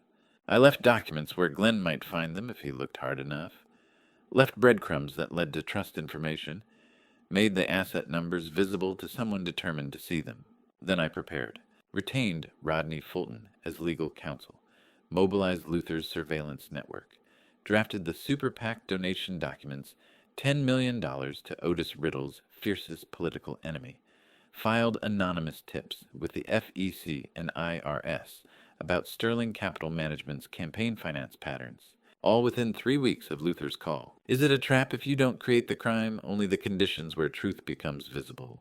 I didn't force Glenn to forge my signature, didn't make him steal from the trust, didn't push him into that ballroom to assault me in front of 300 witnesses. I just made sure that when he did, and I knew he would knew it, in my bones, the way you know winter's coming, there would be cameras running, documents ready, evidence preserved.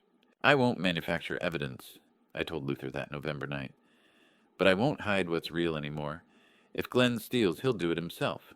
We'll just make sure everyone can see it clearly. Luther was quiet on the phone. You're sure about this? He asked. No, I said, but I'm doing it anyway. That was 8 months before the wedding. 8 months of watching Glenn spiral deeper into debt with Dmitry Volkov. 8 months of letting him think I was just a pathetic old man in Cleveland who kept his dead wife's perfume on the dresser. 8 months of waiting for gravity to do what gravity does. The dominoes were already arranged. I just waited for them to fall. Fast forward to July 16th, 2024. Tuesday morning, 2 days after the wedding. I was making coffee in my Cleveland kitchen when the television switched to breaking news. A CNN anchor young woman professional smile that didn't quite reach her eyes appeared on screen. Breaking news this hour, she said. The Federal Election Commission has opened a formal investigation into campaign finance violations tied to Senator Otis Riddle's Senate re-election campaign. I set down the coffee pot, turned up the volume. The screen cut to footage of Otis Riddle standing outside campaign headquarters. Cameras everywhere, reporters shouting questions. Otis in a dark suit that probably cost more than my truck holding a prepared statement, with hands that shook slightly. My campaign has always operated with full transparency. Otis read. His eyes wandered, couldn't stay on the paper.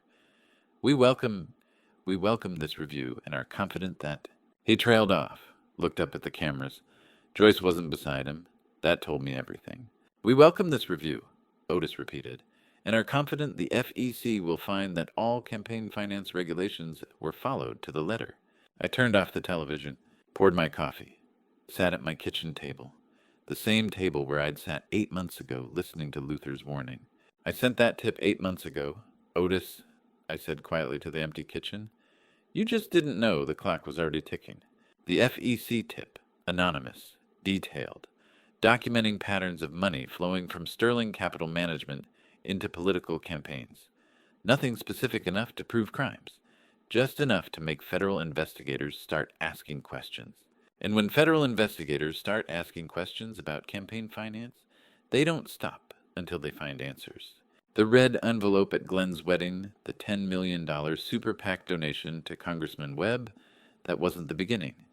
It was the end, the final domino, the piece that made everything else inevitable.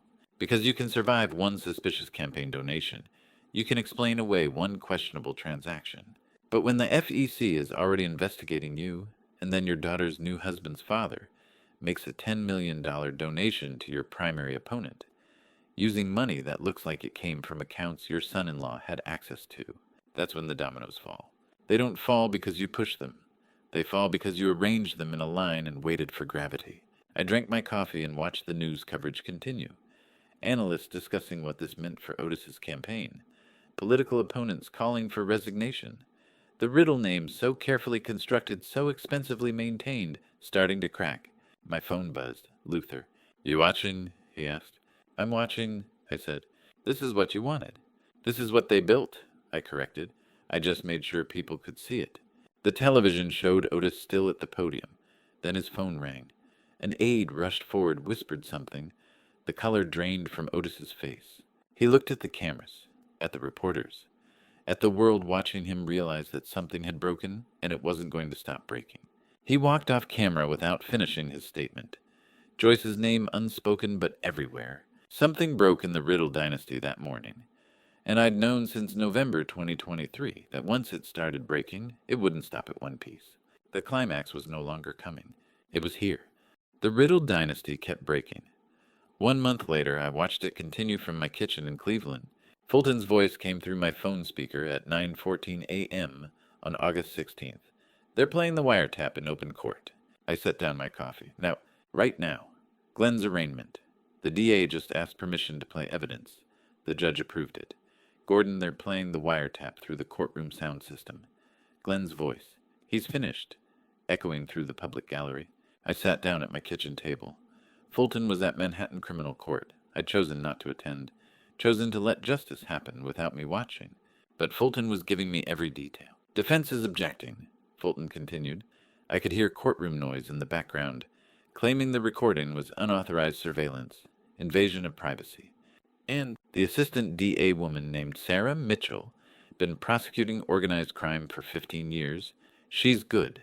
She just told the judge, licensed private citizen on private property, recording his own wedding reception. Mr. Graves had every legal right to document his attendance. Fully admissible, Your Honor. I heard voices through the phone. A gavel. Fulton moved somewhere quieter. "The judge agreed," he said. "Recording stays in." Glenn's defense attorney, Marcus Webb White Collar Criminal Defense, represents half the hedge fund managers in Manhattan. He tried to argue prejudicial impact. Judge shut him down. Said if Mr. Garrett's own words are prejudicial to his case, perhaps Mr. Garrett shouldn't have said them. I almost smiled. Almost. "Bail?" I asked. 500,000. Glenn's family posted it. He'll be out by noon. And then we wait for trial, or..." Fulton paused. "Gordon, something else happened. After the hearing in the transport van, Glenn told Marcus Webb to call the DA about a deal. A plea deal. Yes, finally. Too late for any meaningful reduction. The DA might offer 15 years with cooperation, maybe 12 if he gives up the Russians. But Glenn waited too long, passed on the initial offer back in July. Now he's desperate. I thought about that. Glenn in a transport van, finally understanding that the people he thought would protect him were the same people who'd throw him away the moment he became inconvenient. You raise a child to understand consequences. Teach them that actions matter, that choices compound. Then you watch them spend 38 years learning to believe they're exempt from all of it. "Tell me about July," I said. "The RICO indictment. I need to understand the scope." Fulton was quiet for a moment. I heard him close the door. "Find privacy." "Late July," he said. "About 2 weeks after the wedding. The RICO indictment came through. Everything Bernard Hewitt documented, everything on that USB drive, everything the FBI had been building for 2 years, all of it came together. How big? $47 million laundered over 8 years. 6 political campaigns. 19 defendants named in the indictment. Glenn is listed among the primary defendants, alongside Dmitry Volkov and Joyce Riddle. "The Russian syndicate head," I said. "Yes.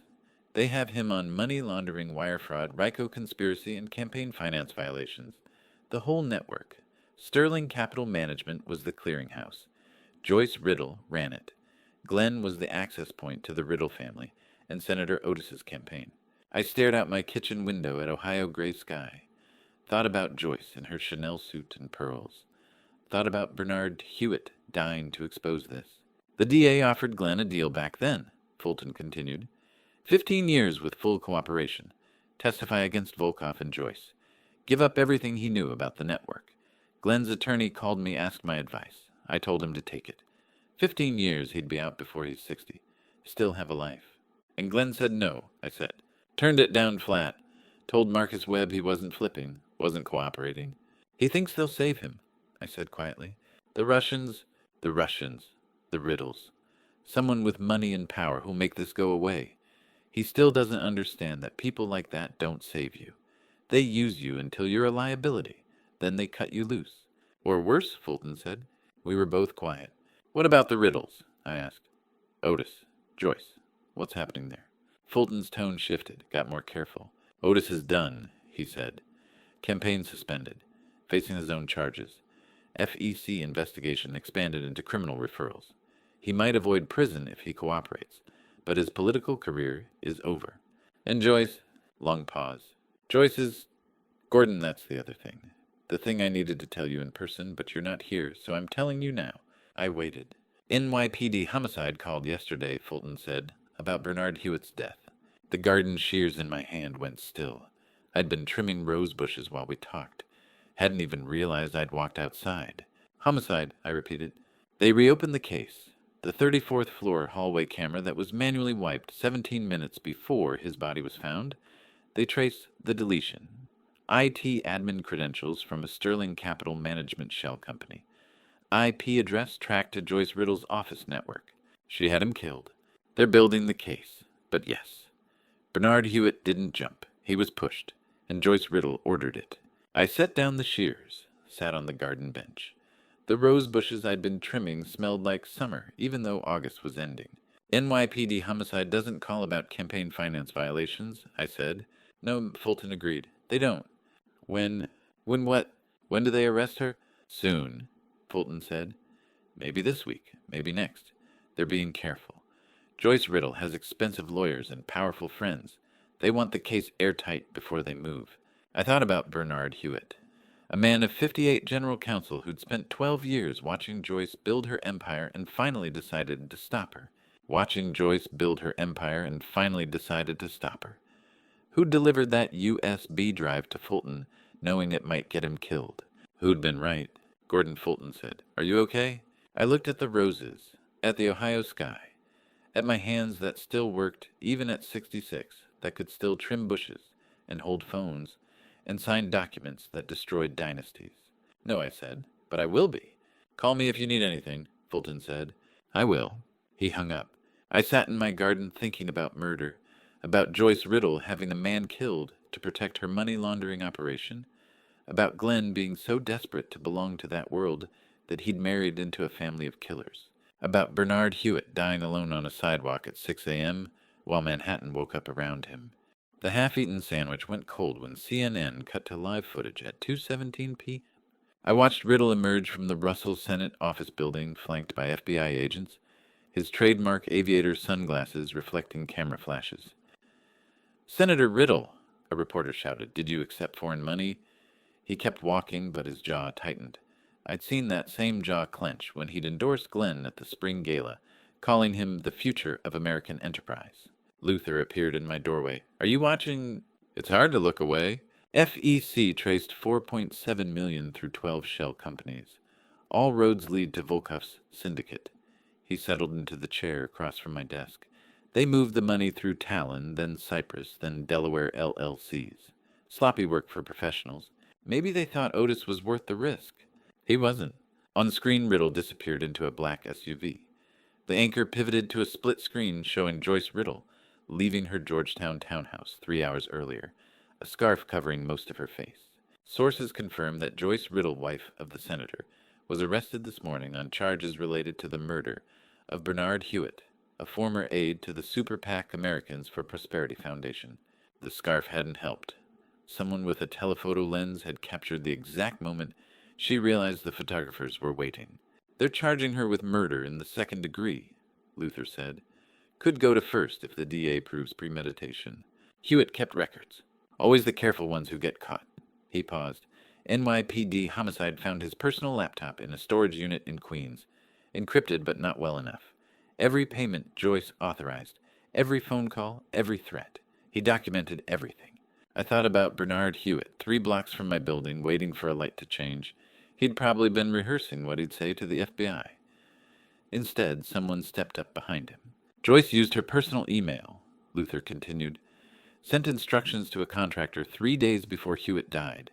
Handle the Bernard situation. Full discretion required. She copied Otis on the thread. She copied him. Politicians. They think CCing someone diffuses responsibility. He shook his head. The contractors already flipped. Gave up Joyce for immunity. My phone vibrated. Trina Morales. Gordon, she said when I answered, you're watching? Everyone's watching. NYPD homicide is leading the murder charge. That's their jurisdiction. We're coordinating on the RICO overlay. DA's office is convening a grand jury for Joyce on Murder 2, pushing for first. The contractor's testimony puts her at the planning stage, and Hewitt's laptop shows 6 months of threats. When murder connects to an ongoing federal conspiracy, the agencies work together. What about Otis? Federal charges. FEC violations, conspiracy to defraud the United States money laundering. He paused. He took foreign money and lied about it under oath to the Senate Ethics Committee. They're talking 20 years. 20 years. Lorraine had trusted these people. She'd raised money for Otis's campaigns, attended Joyce's charity galas, wrote personal checks when the PAC needed bridge funding, and they'd killed someone to protect Glenn's investment. There's something else, Trina said. The FBI's victim restitution fund is substantial. Volkov's frozen assets, the shell company, accounts it's north of 12 million. You're entitled to file a claim as a victim of the conspiracy. I don't want their money. You could direct it. Victim funds can be allocated to related parties, dependents of other victims in the case. I thought of Bernard Hewitt, waiting for a light to change. Did Hewitt have family? A daughter, sophomore at Brooklyn College. Cover her tuition, full ride all 4 years. Whatever's left goes to her living expenses. I'll handle it, Trina said. The FBI will classify you as a directing victim. Nothing goes through Glenn's accounts. After she hung up, I turned back to CNN. They were replaying Otis's perp walk, this time in slow motion. A political science professor was explaining how campaign finance violations worked, using graphics that made the money flow look like subway maps. Luther was still in my chair. You could have taken that money. It's dirty. 12 million cleans up nice. Hewitt's daughter needs it more. I closed my laptop. She's got 3 years left. Should be enough. More than enough. Brooklyn College isn't Harvard. He stood stretching. NYPD's closing the file on Hewitt next week. Murder solved, suspect in custody, contractor cooperating. They'll call it a success. I watched him leave, then turned back to the television. Joyce Riddle's attorney was giving a statement outside the townhouse, insisting his client was innocent, that the evidence was circumstantial, that the contractor was lying to save himself. But I'd seen the look on Joyce's face when the photographers caught her. She knew exactly what she'd done. My phone buzzed. Glenn's attorney, Marcus Webb, requesting a call. I deleted the voicemail without listening. On CNN, they cut to file footage of Glenn and Otis at the Spring Gala, shaking hands beneath a banner reading, Americans for Prosperity, Building Tomorrow's Economy. Glenn in his custom tuxedo, Otis with his aviator sunglasses, even indoors, both smiling for the cameras. I recognized a woman 3 feet to Glenn's left, one of the Sterling Capital donors Joyce always kept nearby. Nobody important enough to name. Nobody Glenn would acknowledge. No one had thought to frame the shot to include anyone who didn't matter. I switched off the television and returned to the sandwich. It had gone completely cold, but I ate it anyway. Outside my window, New York moved through late August without stopping. Somewhere in Brooklyn, a college sophomore was about to learn her tuition was covered. Somewhere in Georgetown, Joyce Riddle was meeting her attorney for the first time without a script. And somewhere in lower Manhattan, Glenn was learning what 12 million in frozen assets really meant. I finished the sandwich and threw the wrapper away. Fulton knocked twice and entered without waiting. The DA's office wants to know if you'll testify at Joyce Riddle's trial. If they need me. They'll need you. He paused. Hewitt was reaching out to you when he died? That makes you part of the narrative. I nodded. Fulton left, and I sat alone in my office watching the afternoon shadows creep across my desk. Somewhere in Queens, NYPD homicide was closing a file, and Bernard Hewitt's daughter would finish college without debt. What does it take for a daughter to destroy her mother? Fulton called me 3 days after Joyce Riddle's arrest. There's something you need to know. Something that happened July 16th, 2 days after the wedding. I was in my office watching tugboats push barges up the East River. Tell me. Tindra walked into my conference room at 9:30 that morning. No appointment. She was carrying a leather portfolio, the kind lawyers use for depositions. He paused. She put 3 things on my desk. I waited. A recording device, small, the kind you hide in a handbag. Then a stack of emails printed on Sterling Capital letterhead. Then her phone opened to a text thread with Joyce. When did she record them? 8 months ago. Family summit at the Riddle estate in Greenwich. Joyce, Otis, Glenn, and Tindra. They were planning how to structure the super PAC contributions to avoid FEC scrutiny. 8 months. November 2023. The same month I'd opened Lorraine's safety deposit box. The emails were internal. Sterling Capital Communications. Fulton continued. Joyce coordinating wire transfers through offshore accounts, instructing compliance to file false reports, covering up the foreign money trail. Tindra had been forwarding them to a personal account since March, 4 months before the wedding. And the text, Joyce to Tindra. Stay the course.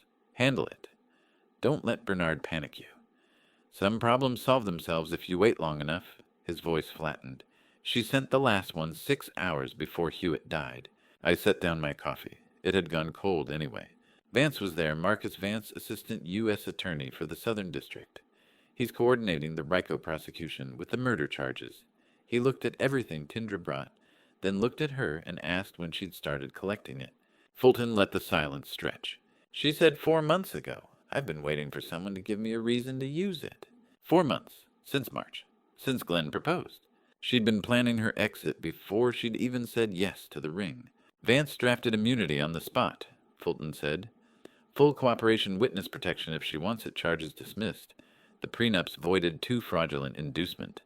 Glenn lied about his assets, his business relationships, everything. The marriage contract's worthless. I thought about Tindra at the wedding reception, standing 3 feet from Glenn's champagne glass, untouched, watching him work the room. She'd already made her choice by then. Where is she now? Safe house in Northern Virginia. Unmarked SUV rotating security detail. New phone. She'll testify at Glenn's trial and Joyce's. Then she disappears. Does Joyce know? She does now. Fulton's tone told me there was more. What happened? July 18th, Friday morning. Tindra told me about it months later after the plea deals went through. He took a breath. Joyce was in her office at Sterling Capital, 40th floor corner suite overlooking Madison Avenue. She called Tindra at 8:45. FBI was already in the lobby, moving toward the elevators. I could see it, Joyce at her desk, probably reviewing quarterly reports, coffee in a porcelain cup, not a hair out of place. Joyce said, Tindra, whatever happens, say nothing. No nothing. Understand? The way Fulton said it, I could hear Joyce's voice. Clipped, commanding, certain. Tindra didn't answer right away. Joyce asked again, do you understand me? You can teach a child loyalty, but you can't teach them not to see what you really are. Then Tindra said, I already talked to Vance's mom 2 days ago. Fulton paused. Joyce didn't say anything.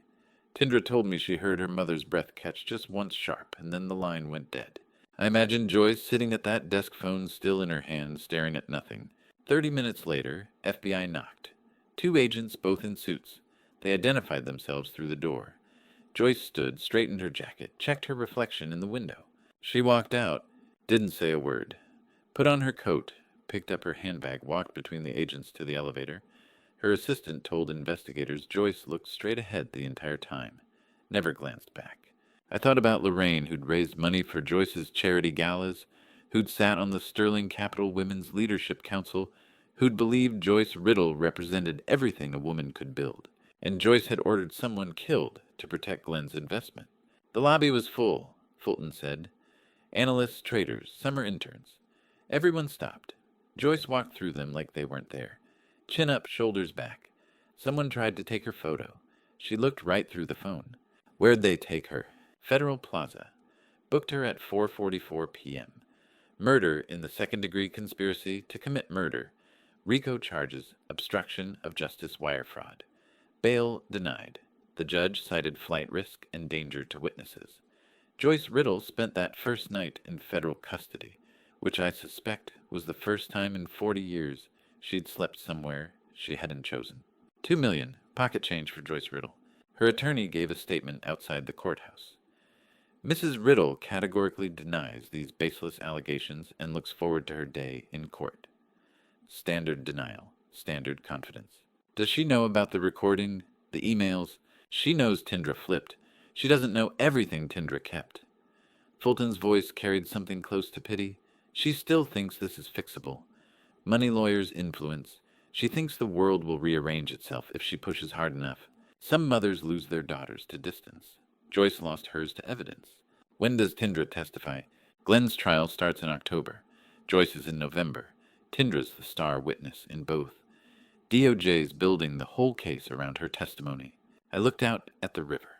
The tugboats had moved on, leaving the water smooth. She won't see it coming, I said. Joyce, she'll walk into that courtroom thinking she still controls the room. Then Tindra will take the stand, and Joyce will understand exactly when she lost her. Fulton was quiet for a moment. You almost sound sorry for her. I'm not. And I wasn't.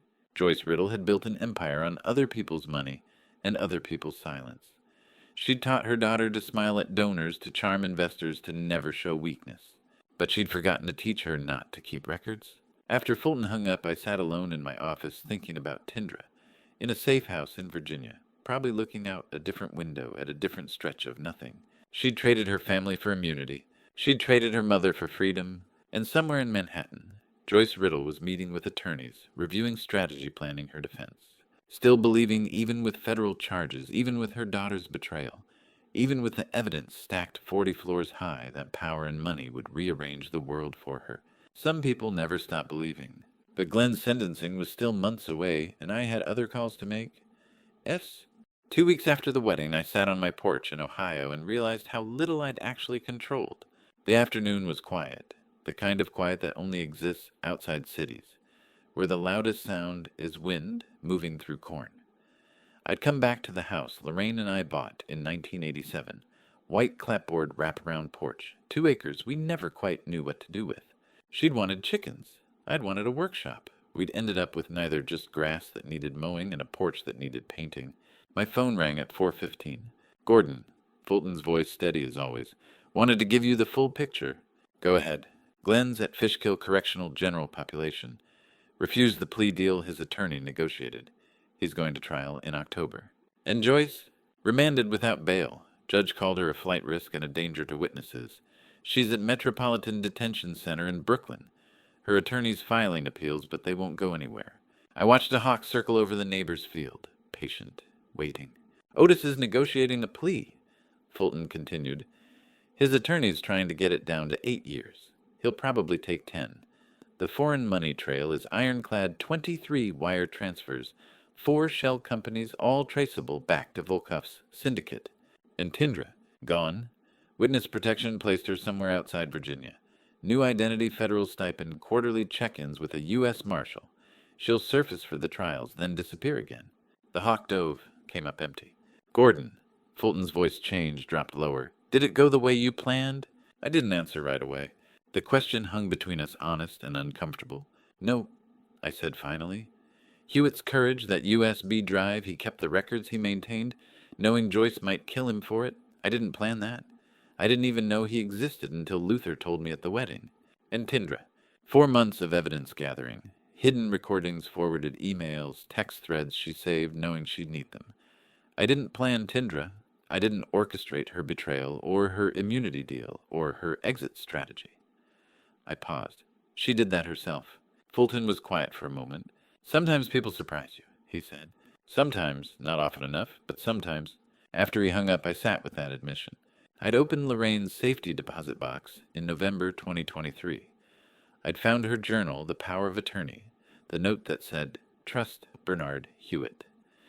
I'd understood then what Glenn had done, stolen from his own father, while his mother's memory failed, built an empire on laundered money, married into a political dynasty funded by foreign criminals. I'd planned to expose him. I'd contacted the FBI. I'd worn a wire to the rehearsal dinner. I'd timed the red envelope delivery for maximum damage. But Bernard Hewitt's courage, that was his. Tindra Riddle's calculated betrayal, that was hers. Can you call it a plan when the bravest parts happened without you? I stood and walked to the porch railing. The paint was peeling worse than last year. Lorraine would have noticed. She noticed everything: loose hinges, burnt-out bulbs. The way Glenn stopped calling on Sundays, sometime around 2019. I'd noticed that too, but I'd told myself he was busy. Building his career, managing his investments. I'd been lying to myself longer than I'd been lying to him. The sun was lower now, turning the cornfield gold. I remembered teaching Glenn to ride a bike in this driveway. He was 7.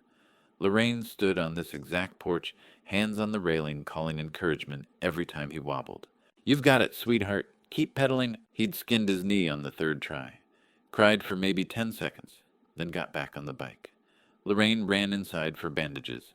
I steadied the handlebars and told him the secret was looking where you wanted to go, not down at the ground. He'd looked at me like I'd revealed the universe. Really, that's it. That's it. He'd ridden without training wheels by dinner time. 31 years later, he'd called his mother's memory pathetic in a wiretapped conversation played in open court. I'd been right about what he'd become. Right about the theft, the fraud, the laundered money, the prenup designed to strip Tindra of everything if she left. Being right didn't make losing him hurt less. Victory tastes like ash when the cost is your child. The hawk was back, circling higher this time. I watched it ride a thermal wings, barely moving, just floating on air I couldn't see. Glenn was in a cell at Fishkill Correctional, probably reviewing discovery documents with his attorney, building a defense he'd never win. Joyce was in Brooklyn, filing motions that would be denied. Otis was negotiating years of his life down to a number his lawyer could spin as survivable. And I was here on a porch that needed painting, watching a sunset that looked exactly like the one from Glenn's 7th birthday. Lorraine had made pancakes that morning, Sunday tradition. She'd taught Glenn to flip them wrist motion quick and confident. He'd gotten batter on his pajamas and flour in his hair and syrup everywhere. We'd eaten on this porch sticky and laughing. I wondered if he remembered that. Probably not. Memory is selective. He'd remember the boarding school we'd sent him to at 14 because Lorraine wanted him to have opportunities. He'd remember the law school loans we'd co-signed.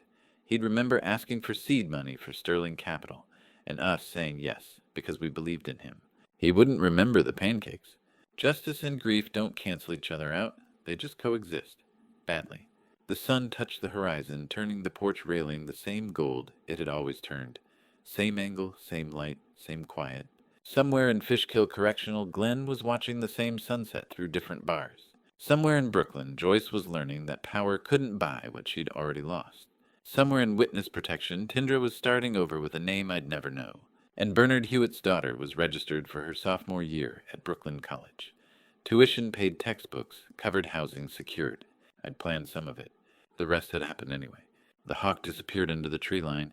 I stayed on the porch until the light was gone, thinking about a 7-year-old boy who'd trusted his father to steady the handlebars. I'd been right about Glenn. It didn't matter. Sentencing day was coming in December, and I'd be there. Not because I wanted to watch him fall further, but because even now, even after everything, he was still my son. And some things you can't plan your way out of. The white envelope arrived 6 weeks after the wedding return address, stamped Rikers Island Detention Center. I found it in my Cleveland apartment mailbox on a Tuesday morning, wedged between a utility bill and a grocery store flyer. Glenn's handwriting careful block, letters the way Lorraine had taught him in 2nd grade. I carried it upstairs without opening it, set it on the kitchen counter, made coffee, drank half the cup, stared at the envelope. Finally opened it by the window, morning light cutting across the paper. 1 page handwritten on lined legal paper. Dad, I know you won't read this. I thought I hated you because you embarrassed me.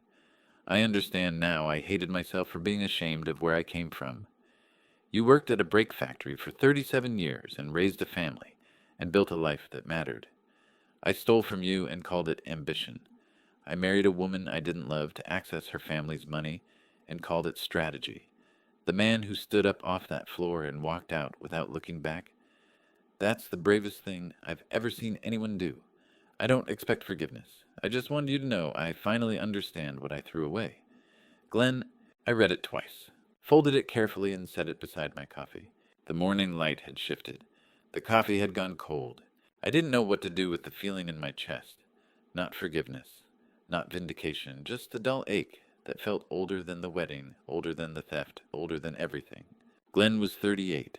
It had taken him this long to say he understood. Maybe that was the real tragedy. Not the crime, not the arrest, just the decades it took for him to see what had been there all along.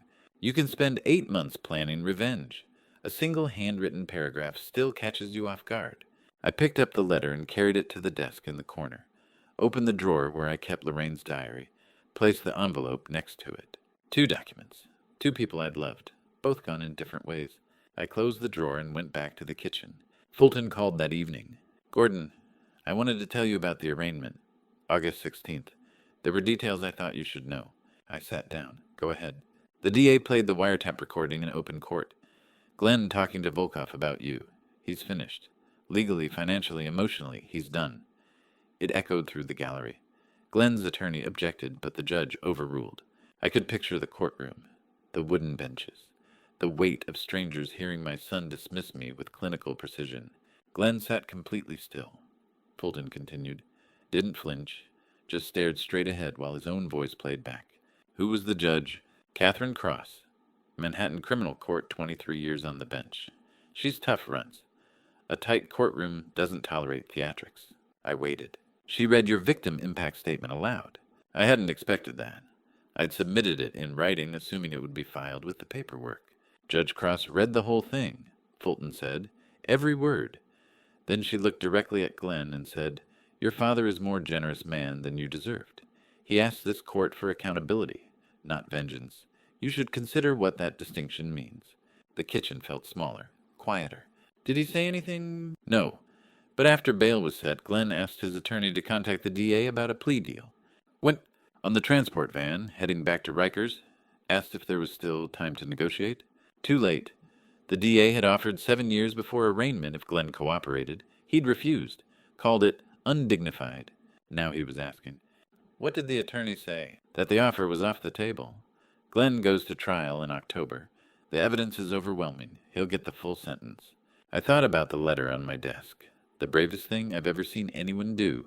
He'd written that before asking about the plea deal. Maybe that meant something. Maybe it didn't. Did he ask about me? I said quietly. Fulton paused. No, but the judge made sure he heard you anyway. After he hung up, I sat watching daylight fade from the window. Judge Catherine Cross had read my statement aloud. She'd looked at my son, the man who'd stolen from me, lied to me, dismissed my existence, and told him I was a better man than he deserved. I'd spent 8 months planning Glenn's exposure, documented his crimes, coordinated with the FBI, timed every move for maximum impact. I'd never planned for someone to defend me in a courtroom I wasn't even in. The validation felt strange, public, uncomfortable in a way I couldn't name. Lorraine would have understood. You're allowed to accept it, she would have said. Someone told the truth about you. That's not vanity. That's just accuracy. I walked back to the desk, opened the drawer, looked at Glenn's letter next to Lorraine's diary. 2 truths side by side. Lorraine's trust Bernard Hewitt. Make Glenn answer for what he's done.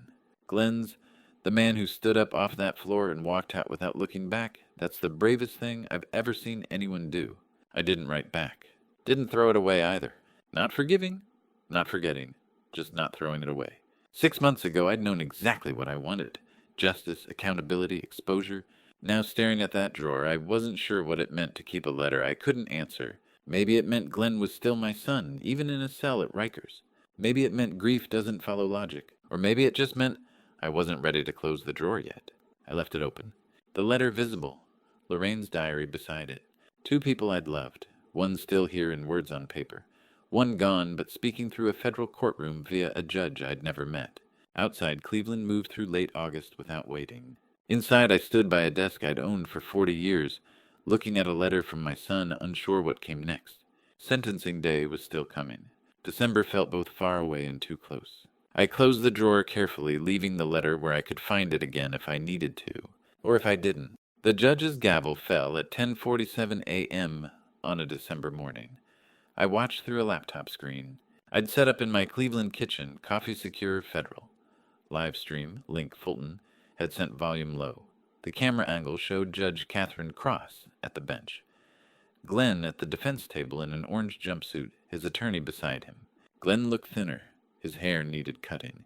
He sat with his hands folded, staring straight ahead. Judge Cross reviewed the charges. Felony elder abuse, wire fraud, conspiracy. The federal counts had been consolidated. The plea rejected the trial, concluded in October, with a guilty verdict on all counts. Glenn Garrett, she said, voice, even, and final. You are sentenced to 3 years incarceration in New York State custody to run concurrent with your federal term. You will serve your sentence at Fishkill Correctional Facility. Credit for time served since arrest. 3 years, not the maximum, not the minimum. Somewhere in between measured, calculated, fitting the crime without vindictive excess. The camera cut to Fulton standing at the prosecution table. Your Honor, the victim has submitted a statement he's asked me to read. Judge Cross nodded. Fulton unfolded a single page. My son committed a crime. He will serve his time. I won't attend sentencing because this isn't victory. It's tragedy. I hope he uses the time well. Respectfully submitted, Gordon Garrett. The courtroom was silent. Glenn's shoulders moved just slightly, barely visible on the screen, but I saw it.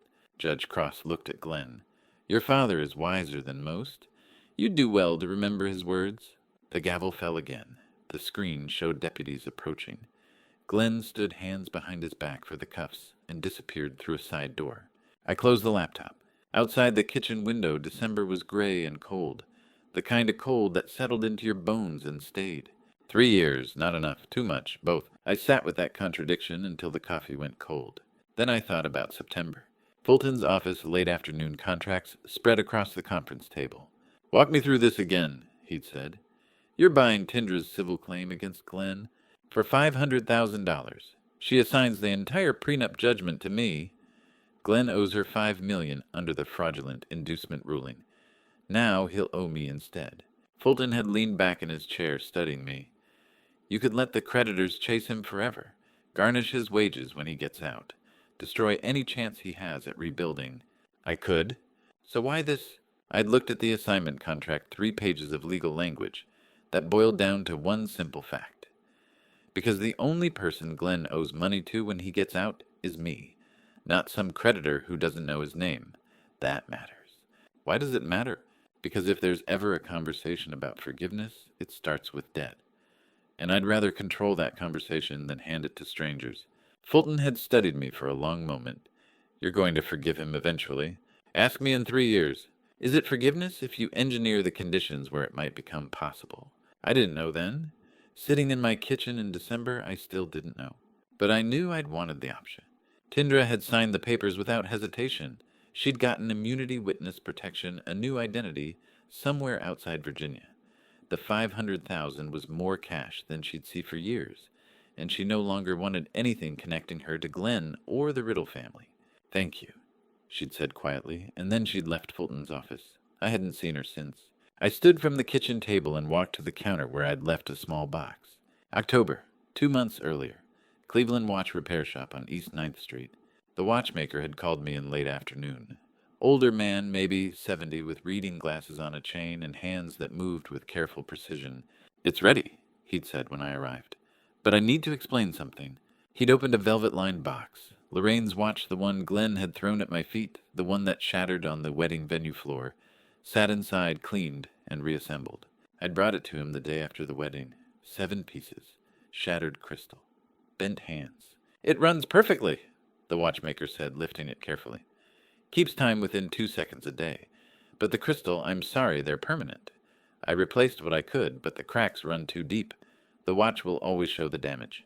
I'd taken it from him, held it up to the light. Spiderweb fractures spread across the crystal face like frozen lightning.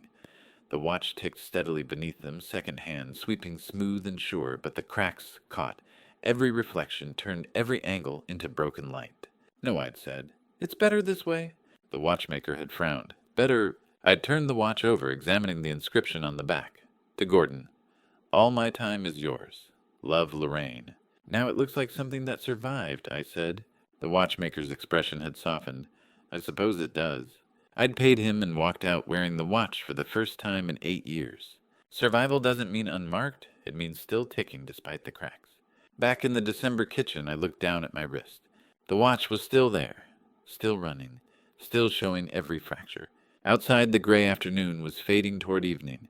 Cleveland moved through winter without stopping. Glenn was at Fishkill Correctional by now, processing orientation cell assignment, learning the rhythms of a place he'd spend the next 3 years. Joyce was awaiting her murder trial. RICO conviction, already securing 12 years. Otis had taken his plea, 5 years and $23 million in fines. Tindra was somewhere I'd never know, living under a name I'd never hear. And I was here in a kitchen that smelled like cold coffee, wearing a watch that would never look whole again. I lifted my wrist, watched the second hand sweep past the cracks.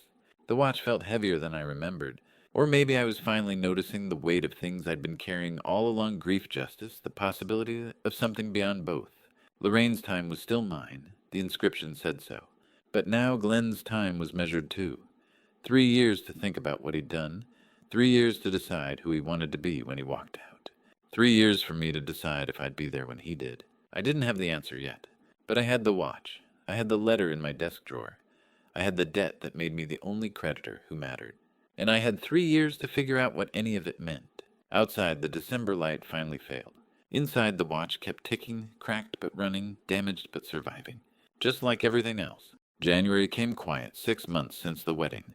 34 months until Glenn walks free. I didn't go to Fishkill. Couldn't. Not yet. Instead, I sent Fulton with a recording on a small digital device approved by the prison. Play it for him, I'd said.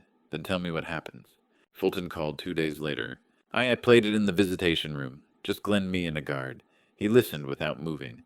What did I say? I'd recorded it weeks earlier, then sealed the file without listening back. You want me to repeat it?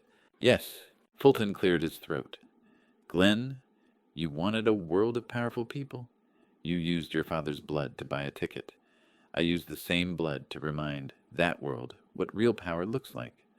The chair in that cell is solid. No one will pull it out from under you. Use the time. Decide who you want to be when you come out. I'll be here. The line was quiet. He cried, Fulton said finally. Just one tear. Didn't wipe it away. Let it track down his face while the recording ended. I stood at my kitchen window watching Cleveland weather move through January gray. Then he asked me something. Fulton continued. Does he still have Mom's watch? I looked down at my wrist. The cracked crystal caught window light, splintering it into fractured reflections. What did you tell him? I said yes. He nodded and said, Good. It should stay with him. Then the guard called time, and he went back to his cell. After Fulton hung up, I sat with that image Glenn in orange, asking about Lorraine's watch, accepting that it belonged with me now. Maybe that was growth. Maybe just understanding what he'd destroyed. Either way, it was more than he'd given me at the wedding.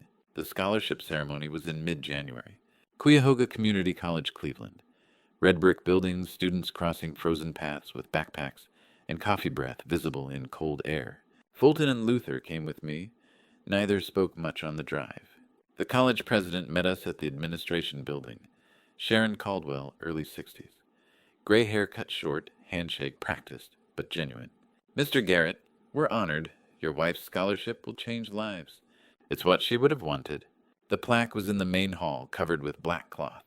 20 people gathered, faculty, students, a few reporters Luther had invited. President Caldwell gave brief remarks about opportunity and first-generation students who needed someone to believe in them. Then she pulled the cloth. Bronze mounted on granite, simple lettering, the Lorraine Garrett Memorial Scholarship for first-generation college students from working families. Established 2022. Because everyone deserves a chance that has nothing to do with where they started. I stepped forward and traced the raised letters of her name. Lorraine Marie Garrett. President Caldwell stood beside me. The Miller Industrial Trust Endowment is $2 million. It will fund 40 students annually in perpetuity. Your wife's legacy will outlive all of us. I didn't make a speech. Instead, I said quietly, she always thought education was the thing that couldn't be taken away. She was right. Revenge is a fire that burns out. Legacy is what still stands when the smoke clears. Afterward, Luther walked with me to the car.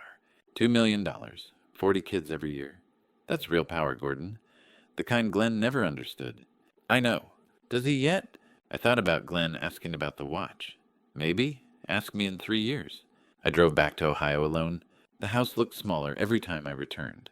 White clapboard wraparound porch, 2 acres of nothing much. I made tea and carried it outside.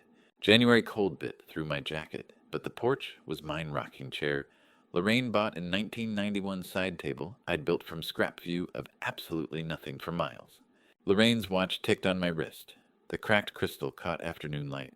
On the side table, a book I wasn't reading and a sealed envelope. Glenn's second letter arrived 3 weeks ago. I'd left it unopened, unsure what it would say.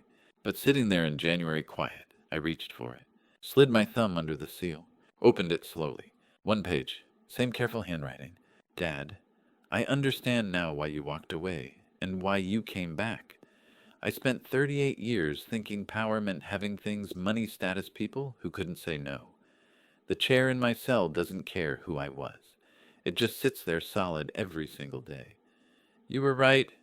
Real power is being the kind of person who doesn't need to pull chairs out from under people to prove they matter.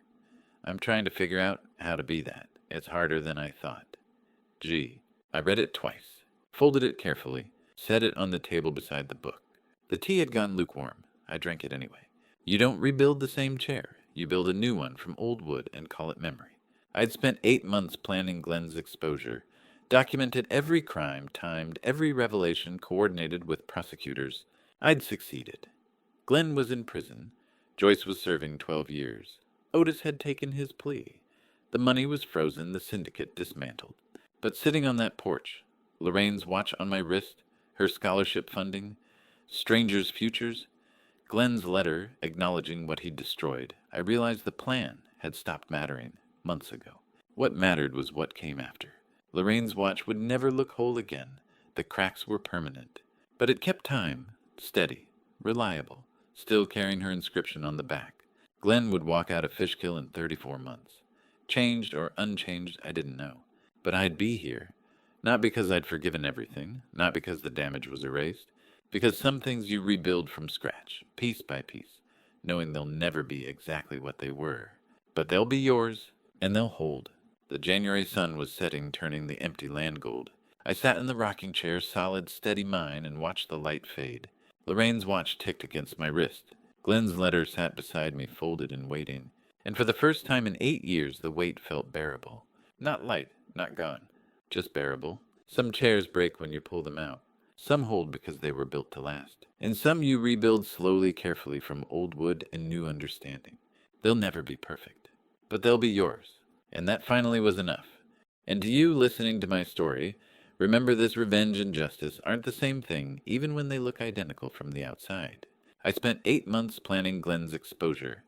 I documented every crime, coordinated with federal prosecutors, timed every move for maximum impact.